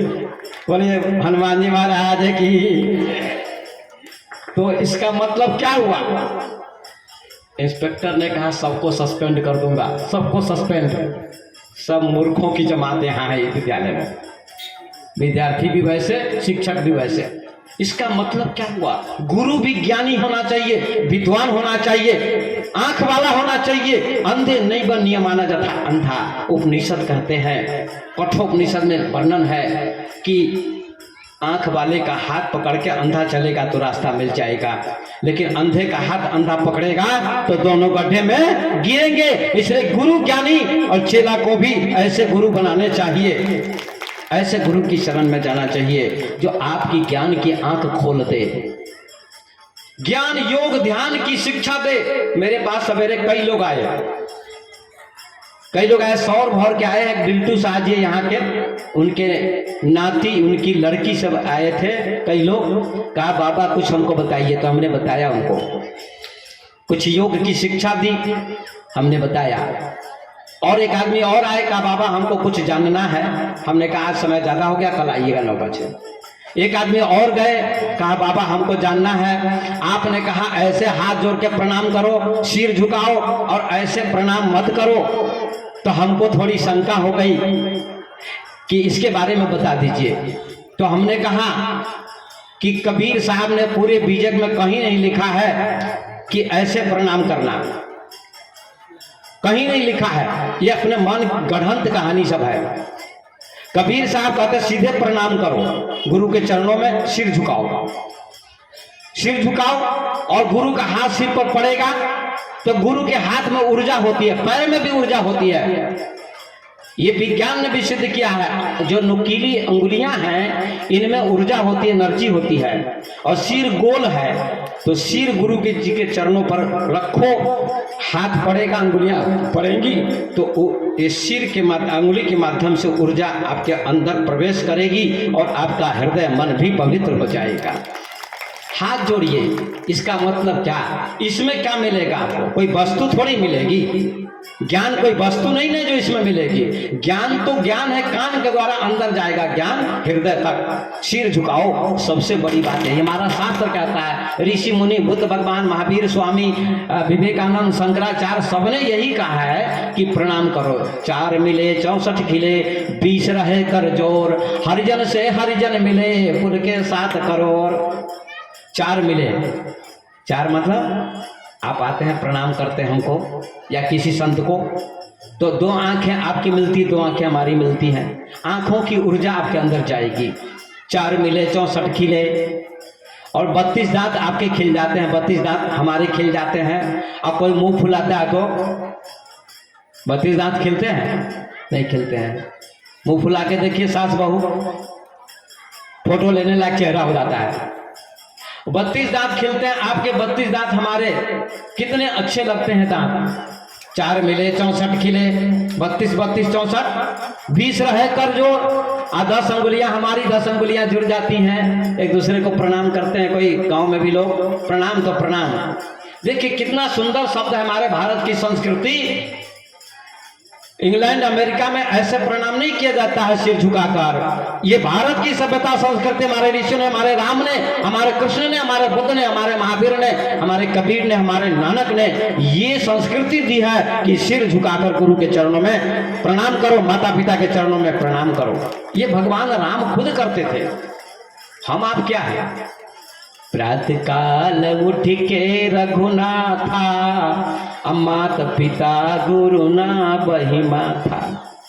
सुबह सुबह उठकर माँ के चरणों में प्रणाम करते थे राम जी, पिता दशरथ के चरणों में प्रणाम करते थे, गुरुदेव वशिष्ठ के चरणों में प्रणाम करते थे।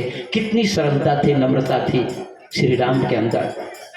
और जब वशिष्ठ जी आते थे अयोध्या में तो राम जी क्या करते थे, तुलसीदास ने उत्तरकांड में लिखा है, एक बार वशिष्ठ मुनि आए, जहाँ राम सुख धाम सुहाए, अति आदर रघुनायक किन्हा, पद पखारी पादोदक लिन्हा। कितना सुंदर लिखा है। जब वशिष्ठ जी आते थे गुरुदेव तो राम जी साष्टांग प्रणाम करते थे, जमीन पर लेट के प्रणाम करते थे। एक बार वशिष्ठ मुनि आए, जहां राम सुख धाम सुहाए, अति आदर रघुनायक किन्हा, पद पखारी पादोदक लिन्हा।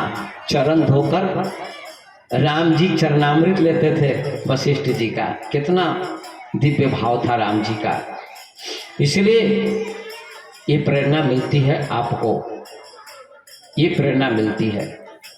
तो भगवान राम कहते हैं, कह रघुपति सुनो भामनि बाता, मानव एक भक्ति करना ता, जाति पाति कुल धर्म बड़ाई, धन बल परिजन गुण चतुराई। जाति पाति क्या कहते हैं तुलसीदास जी, बड़ा खंडन करते हैं यहाँ कि जाति का भी महत्व नहीं भगवान के दरबार में और पाति का भी महत्व नहीं है। जात पात 2 चीज हैं। जात पात समझते हैं आप लोग, जात तो समझते हैं लेकिन पात समझते हैं? जाति पाति कुल धर्म बढ़ाई और धनबल परिजन गुण चतुराई। जाति पाति धन बल गुण और चतुराई, इनका कोई महत्व नहीं है भगवान के दरबार में। भक्तिहीन नर सोहई कैसे, बिनु जल बारिद देखिए जैसे। भक्ति के बिना आदमी की शोभा नहीं होती है, जैसे बिना पानी के बिना बादल की शोभा नहीं होती है। ऐसे जिस आदमी में भक्ति नहीं है उसकी भी कोई शोभा नहीं है, चाहे कितना धनी क्यों ना हो, कोई शोभा नहीं। पाती क्या है? पाती माने जात में जात, जात में जात, ब्राह्मण में ब्राह्मण, कई ब्राह्मण होते हैं। मैथिली ब्राह्मण तो गौड़ ब्राह्मण तो कान कुब्ज ब्राह्मण तो क्या क्या, तेली में तेली, सूड़ी में सूड़ी, यादव में यादव, कई जातियां और पाती होती है। बताइए ये किसने बनाया? आदमी ने बनाया, ब्राह्मण पंडितों ने बनाया। संत कहते हैं जाति का नहीं कर्म का महत्व है। जाति पाति कुल धर्म बढ़ाई, धनबल परिजन गुण चतुराई।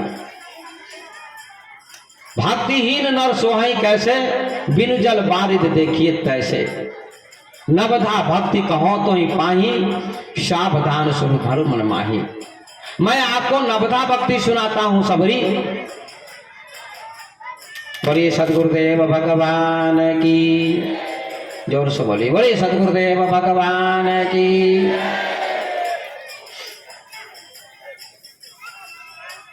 नवधा भक्ति सुनाता हूं आपको, सबरी ध्यान से सुनो। 9 प्रकार की भक्ति है, होती है। कल भी भागवत की भक्ति हमने सुनाई थी 9 प्रकार की, आप लोगों को याद है? आप लोग सुने, कल मैंने व्याख्या की थी। तो सुनने से ना होगा, सुन के चले जाते हैं, याद नहीं रहता तो क्या फायदा।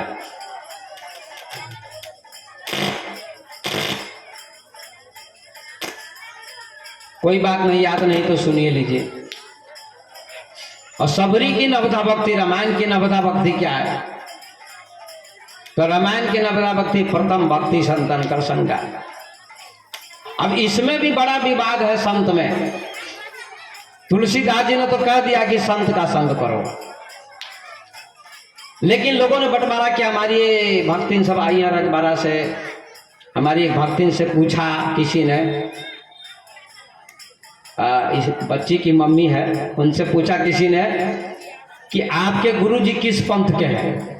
यही कोई महिला ने पूछा शायद, आपके गुरुजी किस पंथ के हैं। अब बताइए, यहाँ की किसी महिला ने पूछा आपके गुरुजी किस पंथ के हैं। ज्ञान इतना सुना रहा हूं 7 दिनों से, तो ये ज्ञान नहीं सुना, धारण नहीं किया, समझा नहीं, और पंथ का खुराफात दिमाग में भरा हुआ है। किस पंथ के हैं? संत भी किसी पंथ के होते हैं। पंथ माने रास्ता, पंथ माने रास्ता। तो रास्ता क्या है? रास्ता है सत्संग, भक्ति, ज्ञान, ये सब रास्ता है। इसी रास्ते से न परमात्मा को पाएंगे आप। और कौन रास्ता है? ज्ञान है, भक्ति है, कर्म है। अभी भक्ति की चर्चा कर रहा हूं। संत किसी जाति का हो, किसी संप्रदाय का हो, उसे क्या लेना देना है आपको? आप नदी में पानी पीने जाते हैं या स्नान करने जाते थे पहले, या पाइप पर पानी पीने जाते हैं, तो क्या पूछते हैं किस जाति का पाइप है? आप पानी पी लेते हैं। आपको प्यास लगी है, पानी से मतलब है, आप पानी पी लीजिए। कहावत है ना कि प्यास न जाने धोबी घाट, अब प्रेम न जाने जात कुजात, और भूख न जाने जात कुजात, या प्रेम न जाने जात कुजात, ये भी है। और नींद न जाने टूटी खाट। अगर नींद आई हो अच्छी तो टूटी खाट भी, वहां भी आपको नींद आ जाएगी ना। और नींद नहीं आ रही है, खूब बढ़िया भोजन किए हुए हैं और टेंशन है, खूब तनाव है, टेंशन है, तो रात में करवट ले रहे हैं, इधर से उधर, इधर से उधर, उधर से इधर, नींद नहीं आ रही है। तो क्या फायदा हुआ? नींद न जाने टूटी खाट, अब भूख न जाने जात कुजात, और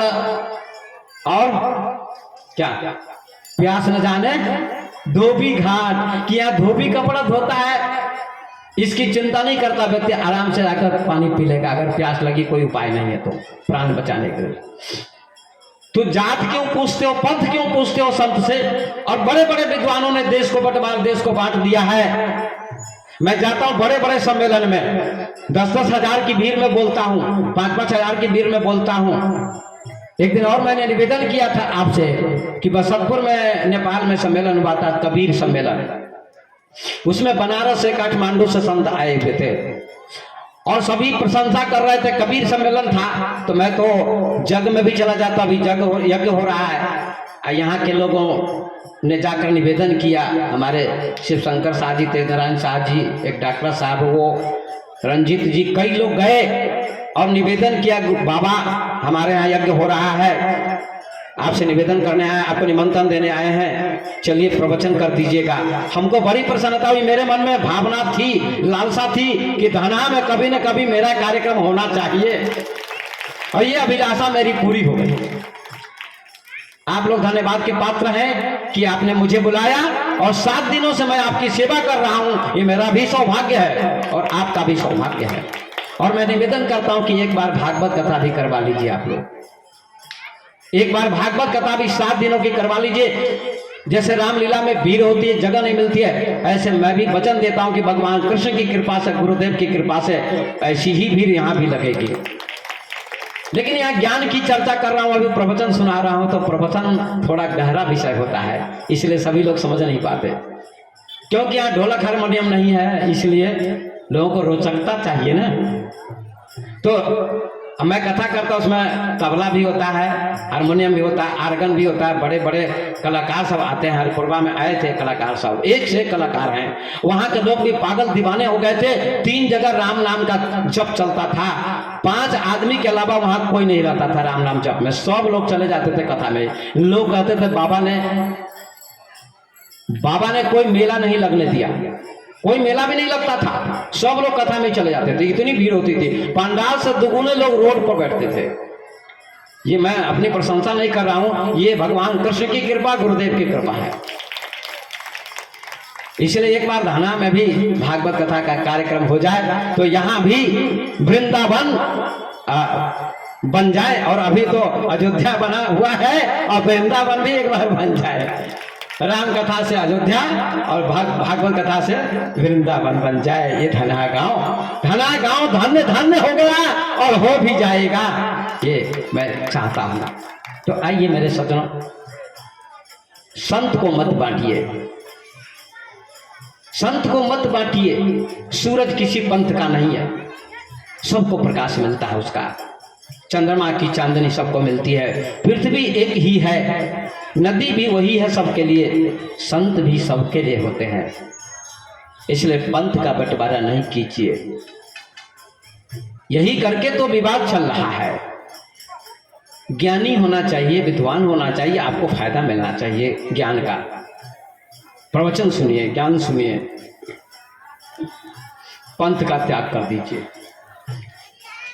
गोस्वामी जी ने नहीं लिखा कि किस पंथ के संत की मैं चर्चा करता हूं, ऐसा नहीं लिखा है। नहीं तो कहानी कहता रहता हूं बराबर में कि गुरु जी के 2 चेले थे, दोनों भाई थे सगे, विवाद हुआ तो बंटवारा हो गया धन का, आधा आधा धन, आधी आधी जमीन, आधे आधे पैसे, आधा आधा मकान, सब कुछ आधा आधा।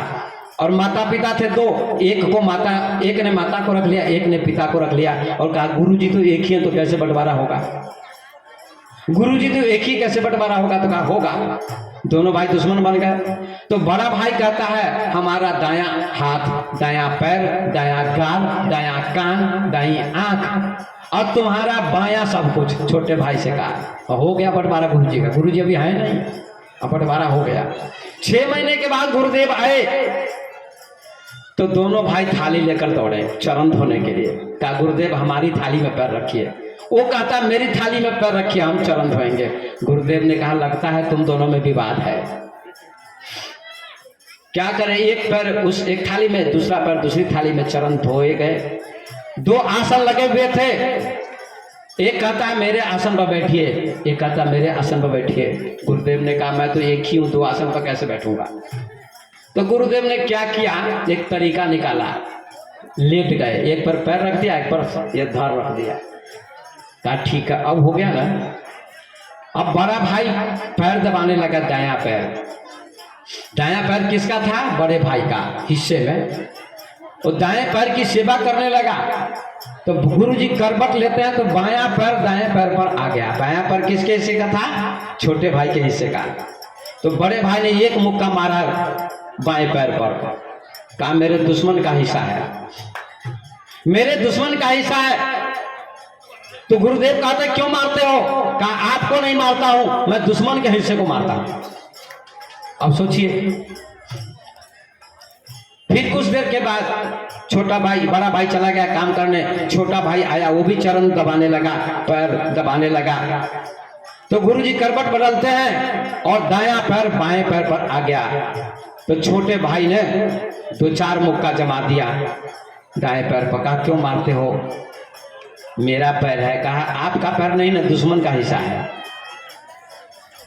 ये बंटवारा कर लिया। देखिए, और अंत में कहते हैं हम दोनों भाई गुरुजी को चीर ही लेते हैं, न रहेगा बांस न बजेगी बांसुरी। चीरने के लिए तैयार हुए तो लोग आ गए, क्यों चीरते हो, कहा गुरुजी के लिए झगड़ा हो रहा है, इसलिए बंटवारा हो जाएगा तो झगड़ा खत्म हो जाएगा। लोगों ने कहा गुरुदेव एक हैं, जैसे वृक्ष एक है, उसी की डाली, उसी की शाखा, उसी के पत्ते, उसी के फूल, उसी का तना, सब कुछ उसी के हैं। पेड़ तो एक है, गुरुदेव एक है, परमात्मा एक है। और राम रहीम आदि संत महात्मा जितने महापुरुष हैं सभी ज्ञान की बात बताते हैं। पंथ की चर्चा मत करो, ज्ञान प्राप्त करो, तुम्हें मुक्ति मिलेगी। भगवान राम कहते हैं कि ही भक्ति सुनाता हूँ। प्रथम भक्ति संतन कर संगा, पहली भक्ति संतों का संग करना। अब संत कोई भी हो, ज्ञानी होना चाहिए, जो आपकी समस्या का समाधान करे, शंका का समाधान करे। वशिष्ठ जी से राम जी ने 100 प्रश्न किए हैं योग वासिष्ठ में, बहुत प्रश्न किए हैं। तो वशिष्ठ जी ने उनके प्रश्नों का उत्तर दिया है। आत्मा क्या है, परमात्मा क्या है, ये पूछने आइए ना मेरे पास। लेकिन ये पूछने कम लोग आते हैं। बाबा सिर में दर्द हो रहा है, यही बीमारी लेकर मेरे पास भी आ जाते हैं लोग। सिर में दर्द होता है, घुटने में दर्द हो रहा है, तो उसके लिए मैं योग बता देता हूँ, योग करो। लेकिन मैं कोई और जड़ी बूटी नहीं जानता, कोई तंत्र मंत्र नहीं जानता हूँ। असली तंत्र मंत्र मेरे पास योग और ज्ञान है और ध्यान है, इसको करिएगा तो सब ठीक हो जाएगा। भूत प्रेत भी भाग जाएगा योग करने से। आप प्रयोग करके देखिए, किसी महिला को भूत लग रहा है, या तो 4 लाठी मारिए तो भूत भाग जाएगा, या उसको योग कहिए करने के लिए तो भूत भाग जाएगा। आप लोग सुनते हैं कि मार के डर से भूत भी भागता है। ये महिला को भूत क्यों लगता है ज्यादा, पुरुष को क्यों नहीं लगता? पुरुष को किसी किसी को लगता है, महिला को ज्यादा लगता है। हिस्टीरिया की बीमारी हो जाती है। इस सब का कारण है मानसिक रोगी हो जाती महिलाएं। बहुत भ्रम आपके मन में है, ये होगा तो ये हो जाएगा, ये होगा तो ये हो जाएगा। भ्रम मत करिए, योग कीजिए, सभी लोग ध्यान कीजिए। मैं 7 दिनों से समझा रहा हूं, बीच बीच में योग की चर्चा करता हूं। ये हमारे पवित्र जी बहुत योग जानते हैं, ये बच्ची भी जानती है ना। योग कीजिए सभी लोग। हमारी राजबाड़ा की महिलाएं सब आई हैं, वो सब योग करती हैं बहुत, है ना। तेलियाही से आई है। योग कीजिए आप लोग तो सब रोग मिटेंगे और परमात्मा का अनुभव आपके अंदर हो जाएगा और शरीर की बीमारी भी मिटेगी, शरीर भी स्वस्थ होगा और आत्मा परमात्मा का अनुभव भी होगा। आप योग करके देखिए, सब दिन कीजिए। ये नहीं करना चाहते लोग, फ्री में चाहिए सब कुछ। बस सिर पर हाथ फेर दीजिए, सब कुछ मिल जाएगा। कुछ मेहनत करनी पड़ेगी आपको भी। हम इतनी मेहनत करते हैं, आप मेहनत नहीं करिएगा। 2-2 घंटे बोलते हैं, देखते हैं आसन लगा के टस से मस नहीं होते, और घंटों घंटों बोल सकते हैं। योग बचपन से करता हूं मैं, 20 साल से 25 साल से योग कर रहा हूं, जवानी से। आप लोगों को भी मैं बहुत योग बता सकता हूं। योग के आगे ध्यान होता है। योग कीजिए, पहले आपका शरीर स्वस्थ होगा। कुछ लोग कहते हैं साधु महात्मा की योग क्या है, केवल शरीर को स्वस्थ करता है। तो योग के आगे ध्यान है। फिर ध्यान कीजिएगा तो आपका मन क्या होगा। एक दिन मैंने बताया था, आपके मन से सारे विचार मिटेंगे। ये बात बहुत गहरी है थोड़ी सी। ना अच्छा सपना आएगा ना बुरा सपना आएगा, कोई विचार नहीं चलेगा एक क्षण के लिए। आंख बंद कीजिए, ध्यान कीजिए। ध्यान का मतलब भगवान का ध्यान या नहीं, ध्यान का मतलब मन शून्य हो जाए। बुद्ध भगवान मन को शून्य कर देते थे, कोई विचार नहीं चलता था, ना अच्छा ना बुरा, मन खाली हो गया। और लोग कहते हैं खाली मन शैतान का घर है, और ओशो और बुद्ध कहते हैं खाली मन ही भगवान का घर है। मन को खाली करो, किससे? विचारों से। काम, क्रोध, लोभ, मोह, छल, कपट, ईर्ष्या, द्वेष, दंभ, पाखंड, अहंकार, ये सब क्या है? विकार हैं। और ये विकार आपके मिट जाने चाहिए, खाली हो जाए। बर्तन खाली होगा, घड़ा खाली होगा, तब ना पानी आएगा उसमें। ऐसे शरीर रूपी घड़ा है, इसको खाली करो। और मन भी एक पात्र है, मन को खाली करो। तो योग ध्यान करेंगे तो मन खाली होगा। खाली संग कर लेंगे संत का, तो संत का संग तो करना जरूरी है। अभी आप बैठे हैं मेरे पास में पंडाल में, तो 7 दिनों से सुना रहा हूं। ध्यान योग करने से क्या होगा? बुढ़ापे में होश पूर्वक शरीर का त्याग करेंगे। सबरी ने होश पूर्वक त्याग किया, मीरा ने होश पूर्वक त्याग किया, बुद्ध भगवान ने होश पूर्वक शरीर का त्याग किया। आप रोएंगे नहीं, आप छाती नहीं पीटेंगे, आपका शरीर स्वस्थ रहेगा। और मृत्यु के समय में ये ज्ञान रहेगा, होश रहेगा कि शरीर छूट रहा है और मैं आत्मा हूं, परमात्मा का अंश हूं, ऐसा ज्ञान आपको रहेगा। इसी का नाम होश है। होश पूर्वक शरीर का त्याग कीजिए, होश पूर्वक। ये शरीर जा रहा है। लोग कहते दुनिया छूट रही है, बेटा छूट रहा है, बेटी छूट रही है, मकान छूट रहा है, नाते रिश्तेदार छूट रहे हैं, इसीलिए ना आंखों से आंसू बहते हैं। अंतिम समय में गुरुदेव का, भगवान का और ध्यान करते हुए शरीर का त्याग करें। प्रतिदिन ध्यान कीजिए 1 घंटा। आंख बंद करके कुछ नहीं देखिए।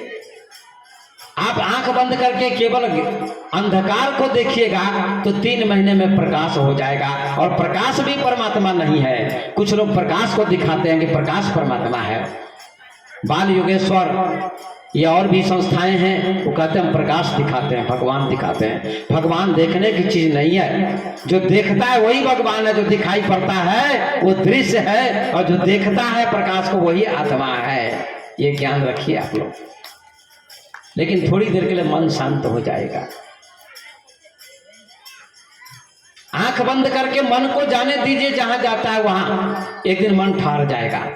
आंख बंद कर लीजिए और मन को जाने दीजिए जितना भागता है। 3 महीने प्रयोग कीजिए, 10 मिनट 15 मिनट। ये बात कबीर ने भी कही है, मन गया तो जाने दे, कहीं के राख शरीर, उतरा रोध का मान का क्यों कर लागा तीर। मन जाता है तो जाने दो, शरीर को स्थिर रखो। पंथिर मंथिर वचन थिरा, सुरत निरत थिर होए, कहें कबीरता संत को पला न पकड़े होए। शरीर भी स्थिर होना चाहिए, आपका आसन लगाना आना चाहिए। मन को स्थिर करो। मन कैसे स्थिर होगा? तो योग से स्थिर होगा, ध्यान से स्थिर होगा। जैसे कोई आदमी कितना भी दौड़ रहा है तो दौड़ते दौड़ते थक जाएगा, खड़ा हो जाएगा, होगा कि नहीं होगा? हो जाएगा। ऐसे मन दौड़ रहा है जन्मों जन्मों से। आंख बंद कीजिए तो खेत में, खलिहान में, सोनबरसा, सीतामढ़ी, पटना, दिल्ली, भैंस पर, बैल पर मन भागेगा। इतना चंचल मन है। आंख बंद करके मन को जाने दीजिए 3 महीने तक, कितना दौड़ेगा। अंत में मन शांत हो जाएगा आपका। प्रयोग करके देखिए। मन को देखिए कहाँ जा रहा है, आंख बंद करके मन को देखिए कहाँ जा रहा है। आप मन नहीं है, मन को देखने वाले हैं। ऐसा करके आंख बंद करके मन को भागने दीजिए, रोकिए नहीं। साधु संत कुछ कहते हैं कि मन को रोको, आपको यहाँ मन रोकना नहीं है, आंख बंद करके मन को जाने दीजिए। आधा घंटा 15 मिनट रोज कीजिए, 3 महीने में आपको बहुत फायदा होगा और मन धीरे धीरे खड़ा होने लगेगा, शांत होने लगेगा और दौड़ना कम कर देगा। ये प्रयोग करके आप देखिए। एक दिन और बताया था मैंने, ये याद आप लोग नहीं रखते, मैं मंच पर भी बता देता हूँ। गुरु लोग मंच पर नहीं बताते हैं, गुरु लोग कपट करते हैं कि मंच पर बता दूंगा तो मेरा ज्ञान कम हो जाएगा। लेकिन मेरा ज्ञान कम होने वाला नहीं है, क्योंकि समुद्र में से एक घड़ा निकाल दो, एक बाल्टी निकाल दो, एक ड्राम निकाल दो, कम होने वाला नहीं है, मुझमें कोई कमी नहीं आएगी। एक दिन मैंने बताया था सब लोग बैठकर राम नाम का तो जाप भी कर लीजिए, कोई बात नहीं है, ये भी जाप चल रहा अच्छा है, बहुत अच्छा है। गुरुदेव के नाम का जाप कर लीजिए, सीताराम सीताराम भी जप लीजिए, कृष्ण कृष्ण भी जप लीजिए और साथ में थोड़ा ध्यान भी कर लीजिए। आंख खोलकर फूल को देखिए, किसी मूर्ति को देखिए, आकाश को देखिए, 10 मिनट 15 मिनट देखते रहिए आंख खोलकर। कुछ नहीं सोचिए, कुछ नहीं बोलिए, कोई मंत्र न बोलिए, केवल देखिए। इसी को दृष्टा बोलते हैं, साक्षी बोलते हैं। देखते रहिए, देखते देखते 15 मिनट देखो तो देखते देखते मन शांत होने लगेगा, परम शांति का अनुभव होगा, मन स्थिर हो जाएगा। एक माता जी ने पूछा था, कई दिन, आज भी गई थी, कल आज नहीं कल गई थी, कई दिन गई, बाबा मन बड़ा चंचल है। एक माता जी को तो बता दिया है, वो करती है कि नहीं करती, सामने बैठी है, समय लगेगा। और एक माता जी और आई थी, कहा बाबा मेरा मन बड़ा चंचल है। तो मैंने कहा बताऊंगा, अभी तक बताया नहीं, बता दूंगा। ये करके देखिए, आपके घर में प्रेम भी बढ़ेगा सबके साथ। आंख खोल करके मूर्ति को देखिए, फोटो को देखिए, गुरु जी की फोटो को, राम की फोटो को, कृष्ण की फोटो तस्वीर को देखिए, देखते रहिए, केवल बोलिए नहीं, कुछ सोचिए नहीं। 15 मिनट केवल देखिए, एकदम देखिए, आपको बहुत शांति मिलेगी, आनंद आएगा, आंख से आंसू बहेंगे, आंख भी साफ हो जाएगी, आंख भी साफ होगी और मन भी स्थिर होगा। तन स्थिर, मन स्थिर, शरीर को स्थिर करो। शरीर स्थिर होगा योग करने से, आसन करने से। मन स्थिर होगा ध्यान करने से। ध्यान करो, वही आंख खोलकर देखो, गुरु की तस्वीर पर, राम की, कृष्ण की किसी तस्वीर पर देखो या फूल को देखो, तो केवल देखते रहो 15 मिनट। मंदिर में जो मूर्ति होती है, पुजारी पूजा करते हैं, उनको पता नहीं, केवल पूजा करते हैं। लेकिन मूर्ति के सामने आप 15 मिनट केवल देखिए मूर्ति को, राम जी की मूर्ति को, कृष्ण जी की मूर्ति को, सीता जी की मूर्ति को, खाली देखिए टकटकी लगाकर बैठकर 15 मिनट, और आंख बंद कर लीजिए 15 मिनट के बाद 3 महीने तक आपको मूर्ति सामने में आंख में घूमने लगेगी और अंत में मूर्ति भी गायब हो जाएगी और एक परम शांति, शून्य शांति का अनुभव होगा। उसी का नाम ध्यान हो जाता है। उसमें थोड़ा समय लगेगा, आपको थोड़ा समय लगेगा। ये बता रहा हूँ, इसमें शिविर लगता है तो 2-2, 3-3 हज़ार रुपये 3 दिन के लगते हैं, 5-5 हज़ार रुपये। मैं आपको फ्री बता रहा हूँ। बाजार से 1 किलो सब्जी लाता है आदमी, बिना पैसे के लाएगा, गिर जाएगी सब्जी तो क्या कहेगा, अरे फ्री की सब्जी थी, गिर गई तो कोई बात नहीं, फोकट का माल था। पैसे की सब्जी होती ना, तब ना आपको पता चलता, दर्द होता है। आपको फ्री में बता रहा हूँ तो महत्व नहीं दीजिएगा। फलाना बाबा से हम तो सीख चुके हैं, क्या ये बाबा इसे सीखेंगे। लेकिन मैं आपको बताना चाहता हूँ, एक नहीं कई विधि आप लोग मुक्त हो सकते हैं, बहुत शांति मिल सकती है और आपको आत्मज्ञान की प्राप्ति हो सकती है। मेरे पास बहुत सारी विधियां हैं। जोर से ताली बजाइए ना, कि नहीं बजाते आप लोग। एक बजाती तो आप साथ नहीं देना चाहते।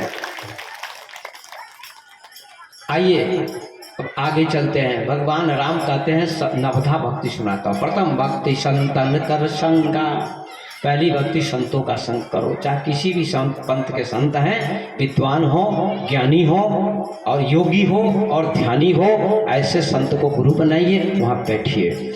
प्रथम भक्ति संतन कर संगा, दूसरी रति मम कथा प्रसंगा। दूसरी भक्ति संत का मतलब ये नहीं जो जिसने घर का ही त्याग कर दिया उसका नाम संत है, ऐसा भी जरूरी नहीं है। जनक जी भी संत थे, घर में ही थे, बाल बच्चे थे, फिर भी ज्ञानी थे। अष्टावक्र उनके गुरु थे। अभी हमारे पवित्र जी सुना रहे थे हमसे पहले। 8 हमसे टेढ़े मेढ़े थे पर ज्ञानी थे, उनको जनक जी ने गुरु बनाया और जनक जी ने सुखदेव जी को ज्ञान दिया। जनक जी गृहस्थ में थे, बाल बच्चे थे, फिर भी ज्ञानी थे। संत का मतलब होता है जिसको ज्ञान हो गया, आंतरिक शांति मिल गई, उसका नाम संत। आत्मा परमात्मा का बोध हो गया। तो प्रथम भक्ति संतन कर संगा, दूसरी रति मम कथा प्रसंगा। दूसरी भक्ति क्या है? भगवान में रति हो, प्रेम हो, कथा में प्रेम हो। ये दूसरी भक्ति भी आप लोग सुन रहे हैं। साथ साथ पहली भक्ति भी हो रही है और दूसरी भक्ति भी हो रही है। कथा भी सुन रहे हैं, प्रवचन, और संत का संग भी कर रहे हैं आप। दूसरी भक्ति गुरुपद पंकज सेवा, तीसरी भक्ति अमान। गुरु के चरणों की सेवा करना भगवान राम सबरी से कहते हैं, तीसरी भक्ति है। देखिए फिर गुरु की चर्चा आती बार बार। गुरुपद पंकज सेवा, गुरु के चरणों की सेवा करो मान रहित होकर। तीसरी भक्ति अमान। आपके मन में मान नहीं होना चाहिए, मान नहीं होना चाहिए, मान सम्मान की भावना, कि गुरु जी हमारा आदर करें। राम जी कृष्ण जी मान की भावना नहीं करते थे। गुरुपद पंकज सेवा, तीसरी। सेवा का मतलब क्या है कि खाली शरीर की सेवा, शरीर से भी सेवा करो, मन से भी सेवा करो और धन से भी सेवा करो। अगर गुरु जी के शरीर में बीमारी हो गई, कुछ हो गया, इलाज की जरूरत है, आश्रम में जरूरत है, तो वहां दिल खोलकर दान देना चाहिए। बच्चों के लिए कितना खर्च करते हैं आप? लाख लाख रुपए खर्च कर देते हैं, पढ़ाई में नहीं करते हैं। और वही बेटा फिर नालायक हो जाता है, विवाह हो जाता है और पत्नी आ जाती पढ़ी लिखी शिक्षित, तो कहती बेंगलोर चलो वहीं रहेंगे क्योंकि तुम इंजीनियर हो, अब मैं भी इंजीनियर हूँ, तो घर पर रहने की जरूरत नहीं है। तो सास ससुर की सेवा कौन करेगा? कोई नहीं करेगा। अब बुढ़ापा आ जाता, कितनी बुढ़िया माता 80 साल की फिर भी अपने हाथ से भोजन बनाती है, और बहू और बेटा दोनों बेंगलोर में रह रहे हैं, कलकत्ता में, दिल्ली में, मद्रास में रह रहे हैं। कितना खर्च किया आपने? अब वृंदावन में एक आश्रम चल रहा है, वृद्धा आश्रम, एक अनिरुद्धाचार्य जी है, उनका आश्रम खुला हुआ है। उसमें अच्छे अच्छे घर की माताएं वहां रहती हैं, बच्चे सेवा नहीं करते, नहीं सेवा करते, कौन सेवा करे? वहां वृद्धाश्रम में रहना पड़ता है। बताइए, जिन बच्चों के लिए इतना खर्चा किया वे साथ नहीं देते, और जो गुरुदेव आपको मुक्ति देते हैं, 84 लाख योनियों से छुड़ाते हैं और परमात्मा का अमर धाम देते हैं, उस गुरुदेव के लिए भी दिल खोल के करना चाहिए। दिल खोल के करना चाहिए। गुरुदेव गाड़ी में चले तो और अच्छी बात है। कुछ लोग कहते हैं बाबा को पैसे की क्या जरूरत है। बहुत से ऐसे लोग कहते हैं फलाना बाबा नहीं मांगते हैं, फलाना बाबा मांगते हैं। सभी बाबा पैसे लेते हैं, कौन नहीं लेते हैं? यज्ञ करते हैं बड़े बड़े, हाथ से नहीं छुएंगे, बोरा में कसाएगा पैसा। हाथ से नहीं छुएंगे, हम बड़े त्यागी हैं, तो बोरा में क्यों कसवाते हैं? सब गरीबों में बांट दीजिए, समाज में, स्कूल में, गरीब में बंटवा दीजिए, तब न जानेंगे आप त्यागी हैं। कैसे त्यागी? लेकिन लोग भी इतने अंधे हैं कि बोरा में पैसा कसा रहा है और उसको त्यागी कहते हैं। डायरेक्ट नाक नहीं छूते हैं, ऐसे छूते हैं घुमा के। बाबा बड़े त्यागी हैं, लंगोटी पहनते हैं, दूध पीते हैं, भोजन नहीं खाते हैं, बड़े तपस्वी हैं, बड़े चमत्कारी हैं, बड़े सिद्ध हैं। आज इसी गांव के एक सज्जन गए मेरे पास, उनका लड़का चला गया है कहीं, 12 साल हो गए, आ नहीं रहा है। क्या नाम बताया भूल गया हूं मैं, वो आए हैं कि नहीं पता नहीं। उन्होंने बताया गुरुजी मेरा लड़का 12 साल से घर पर नहीं आ रहा है, और कई संतों के पास गया है ना, कि कहाँ है। जो एक बाबा नदी पर रहते हैं, उनके पास भी गया, कहा बाबा मेरा बेटा कहाँ बता दीजिए। मैं खोल के नहीं कहूँगा, सब लोग जानते ही होंगे। नदी के तट पर आश्रम बना हुआ है, वहां गए, कहा बाबा मेरा बेटा कहाँ गया है, आप बता दीजिए। मंगलवार के मंगलवार, कहा अगले मंगलवार को आना, मैं बताऊंगा। अगले मंगलवार को गए, यहीं के सज्जन आज मिले थे सुबह हमको, तो कुछ बताया, कहा कि जाओ 1.25 महीने में मिल जाएगा। 1.25 महीने बीत गए, नहीं मिला, यहीं के आदमी है। फिर दोबारा गए, बाबा रात भर रह गए, उनके चेले ने कहा रात भर रह जाइए, रात में बाबा निकलेंगे तो आपको बताएंगे। रात में रह गया मैं, बाबा से पूछा बाबा अब बताइए, 1.25 महीने हो गए, बच्चा मेरा मिला नहीं, पता नहीं चला। तो बाबा कहते हैं नहीं मिलने वाला है, हमारी कोई पहुंच नहीं वहां तक, हम कुछ नहीं बता सकते कहां चला गया। और वहां तंत्र मंत्र कहां चला गया, वहां चमत्कार कहां चला गया, सोचिए। इसलिए सबसे बड़ा चमत्कार ज्ञान का चमत्कार है जो मैं सुना रहा हूं, इसका खंडन कोई नहीं कर सकता। अगर मैं आपको बता दूं कि आपको बेटा हो जाएगा, अगर हो गया आपको संजोग से, अगर दूसरे को नहीं हुआ, दूसरी महिला को, वो तो गाली देगी मुझे कि बाबा जी में कोई शक्ति नहीं है। गाली देगी कि नहीं देगी कि बाबा जी में कोई शक्ति नहीं। तो आप क्यों परेशान हैं? सेवा कीजिए संत महात्मा की, ज्ञान सुनिए, और जो होने वाला होगा होगा। कर्म अच्छा करते रहिए, सत्संग करते रहिए, भजन करते रहिए। और बेटा नहीं भी है तो कोई दिक्कत नहीं है, भजन करिए। ऐसे ऐसे लोग हुए हैं जिनको बेटा नहीं था, मुक्ति मिली, फिर भी बेटा से मुक्ति नहीं मिलती है, न बेटी से मुक्ति मिलती है, न धन से मुक्ति मिलती है। मुक्ति तो मिलती है ज्ञान से, मेरे भाई, मेरी बहन, मेरी माता बहन, ज्ञान से मुक्ति मिलती है। इसलिए ज्ञान प्राप्त करो। इसलिए मैं किसी को नहीं कुछ बताता हूं, मैं केवल ज्ञान बताता हूं, योग बताता हूं, मेडिटेशन बताता हूं। और मेरे मेडिटेशन का खंडन करने वाला पूरे भारत में भी कोई नहीं है। मैं पूरे भारत में जाता हूं प्रवचन देने के लिए, ऑलराउंडर हूं मैं, हर विषय पर व्याख्यान देता हूं। इसलिए धनिया के लोगों और बाहर से भी लोग आए हैं हमारे भक्त लोग, और धनिया के लोगों से विशेष आग्रह करना चाहूंगा कि आप लोग भी समझने का प्रयास करें। तो भगवान राम कहते हैं सबरी से, प्रथम भक्ति संतन कर संगा, दूसरी रतिमो कथा प्रसंगा, गुरुपद पंकज सेवा, गुरु की सेवा करो। और गुरु भी कैसा, ज्ञानी, योगी, ध्यानी होना चाहिए। बुद्ध गुरु ज्ञानी थे, महावीर, कबीर, नानक, ऐसे ज्ञानी की खोज करो। अंधे को अंधा मिला तो राह बतावे कौन। आज अगर विद्वान न होगा आदमी तो ग्रंथ की रचना कौन करेगा। आज रामचरितमानस की कथा सुना रहा हूं, गीता की बात सुनाता हूं, उपनिषद की बात, भागवत की बात। अगर वे विद्वान नहीं होते तो ग्रंथ की रचना कैसे करते। इसलिए गुरु को विद्वान भी होना चाहिए।